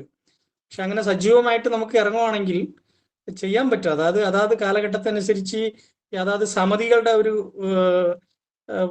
അവരുടെ ഒരു ആവശ്യം അനുസരിച്ചാണ് പ്രവർത്തിച്ചു പോകുന്നത്. പക്ഷെ പൊതുവായിട്ടൊരു നമുക്ക് അങ്ങനെ എടുത്ത് ചെയ്യുമായിരുന്നെങ്കിൽ ഒത്തിരി നല്ലതാണ്. നമ്മൾ എത്ര, കാരണം ഈ വർഷം നമ്മൾ ഇങ്ങനെ ഒരു ക്ലാസ് നടക്കുന്നു. പക്ഷെ നിങ്ങൾ 2 വർഷത്തിന് മുമ്പ് നോക്കുവാണെങ്കിൽ ഇതുപോലെ ക്ലാസ് നടന്നിട്ടുണ്ട്, അതിനു മുമ്പ് നടന്നിട്ടുണ്ട്. അവരൊക്കെ എവിടെ പോയി എന്നുള്ളത് നമുക്ക് ആർക്കും അറിയത്തില്ല. പക്ഷെ ഈ ക്ലാസ് കിട്ടിയവരാരും തന്നെ ജീവിതത്തിൽ പരാജയപ്പെട്ടിട്ടില്ല. അതൊരു 100%. KCYM-ൽ പ്രവർത്തിച്ചു എന്ന പേരിൽ ആരും തന്നെ ജീവിതത്തിൽ പരാജയപ്പെട്ടിട്ടില്ല. അവർ പിടിച്ചു നിൽക്കുന്നുണ്ട്. എവിടെയെങ്കിലും ജോലി സ്ഥലത്തായാലും ശരി, എവിടെയാണെങ്കിലും അവർക്ക് ആ ഒരു ലീഡർഷിപ്പ് ക്വാളിറ്റി ഉണ്ട്. ഈ രാഷ്ട്രീയത്തിൽ മാത്രമല്ല, ഇപ്പോ അവരൊരു ജോലി ചെയ്യുന്ന സ്ഥലത്താണെങ്കിലും അവരായിരിക്കും ഏറ്റവും കൂടുതൽ ടീം ലീഡേഴ്സ് ആയിരിക്കുന്നത്. കാരണം നമ്മൾ ക്യാമ്പുകൾ 3 ദിവസം 4 ദിവസമൊക്കെ താമസിച്ച് ക്ലാസ്സും അതും ഇതെല്ലാം എക്സ്പെർട്ട് ആയിട്ടുള്ള ആളുകളെയൊക്കെ പല സംസ്ഥാനത്ത് പല സ്ഥലങ്ങളിൽ നിന്ന് കൊണ്ടുവന്ന് ക്ലാസ് ഒക്കെ എടുക്കുന്നുണ്ട്. അതിൽ കിട്ടിയ എല്ലാ അറിവുകളും അവരുടെ ജീവിതത്തിൽ ഒരു വലിയ മുതൽക്കൂട്ടാണ്. അപ്പൊ അതുകൊണ്ട് നിരാശപ്പെടേണ്ട, നമുക്ക് ഇനിയും ഇഷ്ടംപോലെ സാധ്യതകളുണ്ട്. കുറച്ചും കൂടെ ആഴത്തിൽ അതിനെ പഠിച്ച് നമ്മൾ കുറെ കൂടെ യുവാക്കളെ അടുപ്പിക്കാനുള്ള ശ്രമം നടത്തുക. Thank you. ജിഷ നേരത്തെ കൈവൊക്കെ ഉണ്ടായിരുന്നു എന്തോ സംസാരിക്കാനായി. യെസ് ഞാനേ ജിജുവച്ചൻ ഉള്ളത് കൊണ്ട് നമ്മുടെ ഈ ഗ്രൂപ്പ് ഒരു മിക്സ്ചർ ഓഫ് ഇപ്പൊ കരിസ്മാറ്റിക് ആൾക്കാരുണ്ട്, KLCA സ്പിരിച്വൽ ഓർഗനൈസേഷൻസ് നിന്നും അല്ലാതെയും ഒക്കെയുള്ള ഓർഗനൈസേഷൻസ് നിന്നും വരുന്നവരുടെ ഒരു ഗ്രൂപ്പ് ആയതുകൊണ്ടും കൂടെ എന്റെ ഹസ്ബൻഡ് കഴിഞ്ഞ ദിവസം പറഞ്ഞ ഒരു കാര്യം പറയുവാണ്. ഞങ്ങൾ തമ്മിൽ ഭയങ്കര വാഗ്വാദം നടന്നു. ഈ പിള്ളേര് പുറത്ത് നിൽക്കുന്നു, പള്ളിയിലെ കുർബാന സമയത്ത് പള്ളിയിൽ പുറത്ത് നിൽക്കുന്നു. പക്ഷെ അവർ പള്ളി വരുന്നോണ്ട് ഒറ്റെണ്ണകത്ത് കയറത്തില്ല. കുർബാനയ്ക്കാണെങ്കിൽ പോലും തെങ്ങിൻ ചോട്ടിലോ മാഞ്ചോട്ടിലേക്ക് നിൽക്കുള്ളൂ. അപ്പൊ ഹസ്ബൻഡ് പറയുമായിരുന്നു, കേരളത്തിൽ മാത്രമല്ലേ ഇങ്ങനെ കാണുന്നുള്ളൂ, നീ അവിടെ പോയിട്ട് അവിടുത്തെ പിള്ളേർ എങ്ങനെയാ പുറത്താണോ അകത്താണോ കുർബാനയ്ക്ക് നിൽക്കുന്നതെന്ന് ചോദിച്ചു. അപ്പൊ ഞാൻ പറഞ്ഞു, ഇവിടെയൊക്കെ എല്ലാവരും പള്ളിക്കകത്ത് കയറുന്നുണ്ട്, ഭയങ്കര ആക്റ്റീവാണ്, ഭയങ്കര സ്പിരിച്വൽ ആണ് എല്ലാ പിള്ളേരും, എല്ലാ കുടുംബങ്ങളും അങ്ങനെ. അപ്പൊ ഹസ്ബൻഡ് എന്നോട് പറഞ്ഞതാണ്, എന്തുകൊണ്ടാണ് നമ്മുടെ പള്ളികളിൽ ഇങ്ങനെ സംഭവിക്കുന്നതെന്നറിയോ? എല്ലാ പിള്ളേരും 2000 രൂപയെ താഴെ വിലയുള്ള ഷൂസ് ഒന്നും ഇപ്പം വാങ്ങിക്കാറില്ല, നല്ല വിലയുള്ള ചെരുപ്പിട്ടുണ്ട് വരും. എന്നിട്ട് പള്ളിയുടെ പുറത്ത് ഈ ചെരുപ്പ് ഊരിയിട്ടിട്ട് അകത്ത് കയറി എന്ന് പറഞ്ഞാൽ ഒറ്റ ഒരെണ്ണം കയറത്തില്ല. ആ ഒറ്റ കാരണത്തിൽ പള്ളിക്കകത്ത് കയറാണ്ട് പുറത്തുനിന്ന് കുർബാന കണ്ടിട്ട് പോകുന്ന പിള്ളേരില്ലേ എന്ന് പുള്ളി എന്നോട് ചോദിച്ചു. അപ്പൊ ഞാൻ ഓർത്താ ശരിയാണല്ലോ. അങ്ങനെ കുറെ പിള്ളേരൊക്കെ അങ്ങനെ വെറുതെ ഷൂസ് ഒക്കെ ഇട്ട് വന്നിട്ട് ജാട കാണിച്ചൊക്കെ വരുന്ന പിള്ളേരും ഉണ്ടാവും. പക്ഷെ അവരെയൊക്കെ നമുക്ക് ചേർത്ത് നിർത്തണമെന്നുണ്ടെങ്കിൽ, അവരെയൊക്കെ കറക്റ്റ് ചെയ്യണമെന്നുണ്ടെങ്കിൽ നമ്മൾ പതുക്കെ അവരെ ചേർത്ത് നിർത്തിയിട്ട് കറക്റ്റ് ചെയ്യാൻ നോക്കാം. അല്ലാതെ വരുമ്പോഴേ തന്നെ അവരോട് കൈ ചൂണ്ടി അതാടാ ഇതാടാന്നൊക്കെ പറയാൻ പോയാൽ പിള്ളേരെ കിട്ടത്തില്ല. അങ്ങനത്തെ ഒരു കാലത്തിലാണ് പിള്ളേര് വളർന്നു വരുന്നത്. അപ്പൊ എല്ലാരും കൂടെ ഉള്ളത് കൊണ്ട് ഞാൻ അതൊന്ന് പങ്കുവെച്ചു എന്നേ ഉള്ളൂ കേട്ടോ. Thank you. അപ്പൊ നമ്മള് വേറെ ക്വസ്റ്റ്യൻസ് ഒന്നും ഇല്ലെങ്കിൽ കൺക്ലൂഷനിലേക്ക് പോകാം. അങ്ങനെയാണെങ്കിൽ vote of thanks Augustine sir പറഞ്ഞതിന് ശേഷം ജിജു അച്ഛന്റെ ബ്ലെസ്സിങ്ങോടുകൂടി നമുക്ക് അവസാനിപ്പിക്കാം. Augustine sir. ഈശ്വര ശേഷിയായിരിക്കട്ടെ. എത്രയും ബഹുമാന്യനായ ഗ്രിഗറി അച്ഛ, ജിജു അച്ഛ, മറ്റ് യുവാക്കളെ, ഒത്തിരി സന്തോഷമുണ്ട്. വളരെ മനോഹരമായ ക്ലാസ്സുകളിലൂടെയൊക്കെ കടന്നു പോകാൻ സാധിച്ചത്. പ്രത്യേകിച്ച് ഗ്രിഗറി അച്ഛന് നന്ദി പറയുമ്പോൾ എനിക്കൊരു അഭിമാനം തോന്നുന്നതാണ് ഗ്രിഗറി അച്ഛൻ്റെ ഒരു കൃത്യനിഷ്ഠ, സമയം. അത് ഞാൻ ആദ്യം തുടങ്ങിയ വളരെ ശ്രദ്ധിച്ചിട്ടുള്ളതാണ്. കൃത്യമായ സമയനിഷ്ഠയാണ്. അതൊരു 3/4 മണിക്കൂർ അച്ഛൻ്റെ ക്ലാസ് ഉണ്ടെന്ന് പറഞ്ഞാൽ ആ കൃത്യം തുടങ്ങി കൃത്യം അത് അവസാനിക്കുക. അതിനകത്ത് ഈ ഇത്രയും ക്ലാസ്സുകൾ കണ്ടപ്പോഴൊക്കെ ഞാൻ ശ്രദ്ധിച്ചൊരു കാര്യമാണ്, അതിനകത്ത് ഒരു വിട്ടുവീഴ്ച അച്ഛനില്ല. ആ സമയത്തോ അത് ചിട്ടയായിട്ട് ക്രമീകരിച്ചിട്ടുണ്ടാവും.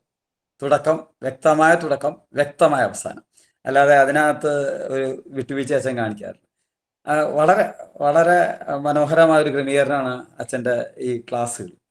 അത് മാത്രമല്ല, ഈ ഇന്നത്തെ ക്ലാസ് ക്രിസ്തീയ ലോക നേതൃത്വ ചിന്തകൾ അവതരിപ്പിച്ചുകൊണ്ടാണ് ആരംഭിച്ചത്. പക്ഷെ അത് അവസാനിച്ചു കഴിഞ്ഞപ്പോൾ അത് ക്രിസ്തീയ നേതൃത്വത്തിന്റെ മഹത്വത്തിലേക്കാണ് ചെന്ന് അവസാനിച്ചത്. ഞാൻ പലപ്പോഴും ശ്രദ്ധിക്കാറുള്ള ഒരു കാര്യമാണ്, സഭയിൽ ഒത്തിരി പേര് സഭയിലൂടെ വളർന്നു വരുന്നവരുണ്ട്.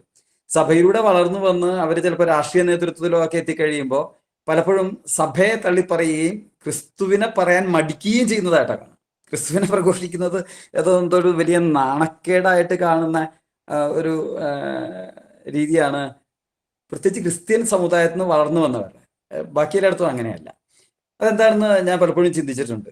നമ്മൾ സഭ എന്ന് വളർന്നു വന്നവരായിരിക്കാം, പക്ഷെ അവരൊരു രാഷ്ട്രീയ നേതൃത്വത്തിലോ അല്ലെങ്കിൽ പ്രമുഖമായ സ്ഥാനങ്ങളിലോ ഒക്കെ എത്തിക്കഴിയുമ്പോൾ, വലിയ വലിയ സ്ഥാനങ്ങളിൽ എത്തിക്കഴിയുമ്പോൾ അവർക്ക് സഭയെ പറ്റി പറയാനോ അല്ലെങ്കിൽ ക്രിസ്തുവിനെ പറ്റി പറയാനോ എന്തോ മഹാ നാണക്കേടായിട്ട് തോന്നുന്ന പോലെയാണ് അവരുടെ പ്രവർത്തനങ്ങൾ.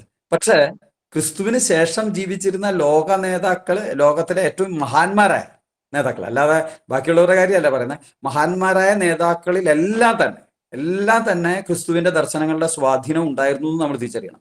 ഇതിൽ ക്രിസ്ത്യാനികളല്ലാത്തവർ പോലും ആ സ്വാധീനത്തെ വ്യക്തമായിട്ട് പറഞ്ഞിട്ടുള്ളവരാണ്. മഹാത്മാഗാന്ധി ആയാലും, സ്വാമി വിവേകാനന്ദൻ, ഇദ്ദേഹം രാജാറാം മോഹൻ റോയ്, ഇവരൊക്കെ തങ്ങളുടെ, അവരൊന്നും ക്രിസ്ത്യാനികളല്ല, അതും കൂടി ഓർക്കണേ, ഇവരൊക്കെ തങ്ങളുടെ ക്രിസ്തു സ്വാധീനത്തെ ഉറക്കെ പ്രഖ്യാപിച്ചിട്ടുള്ളവരാണ്. അപ്പോൾ നമുക്ക് എന്താ നഷ്ടപ്പെടുന്നത്? അച്ഛൻ അത് വ്യക്തമായിട്ട് പറഞ്ഞു, അത് കൃത്യമായിട്ട് പറഞ്ഞു.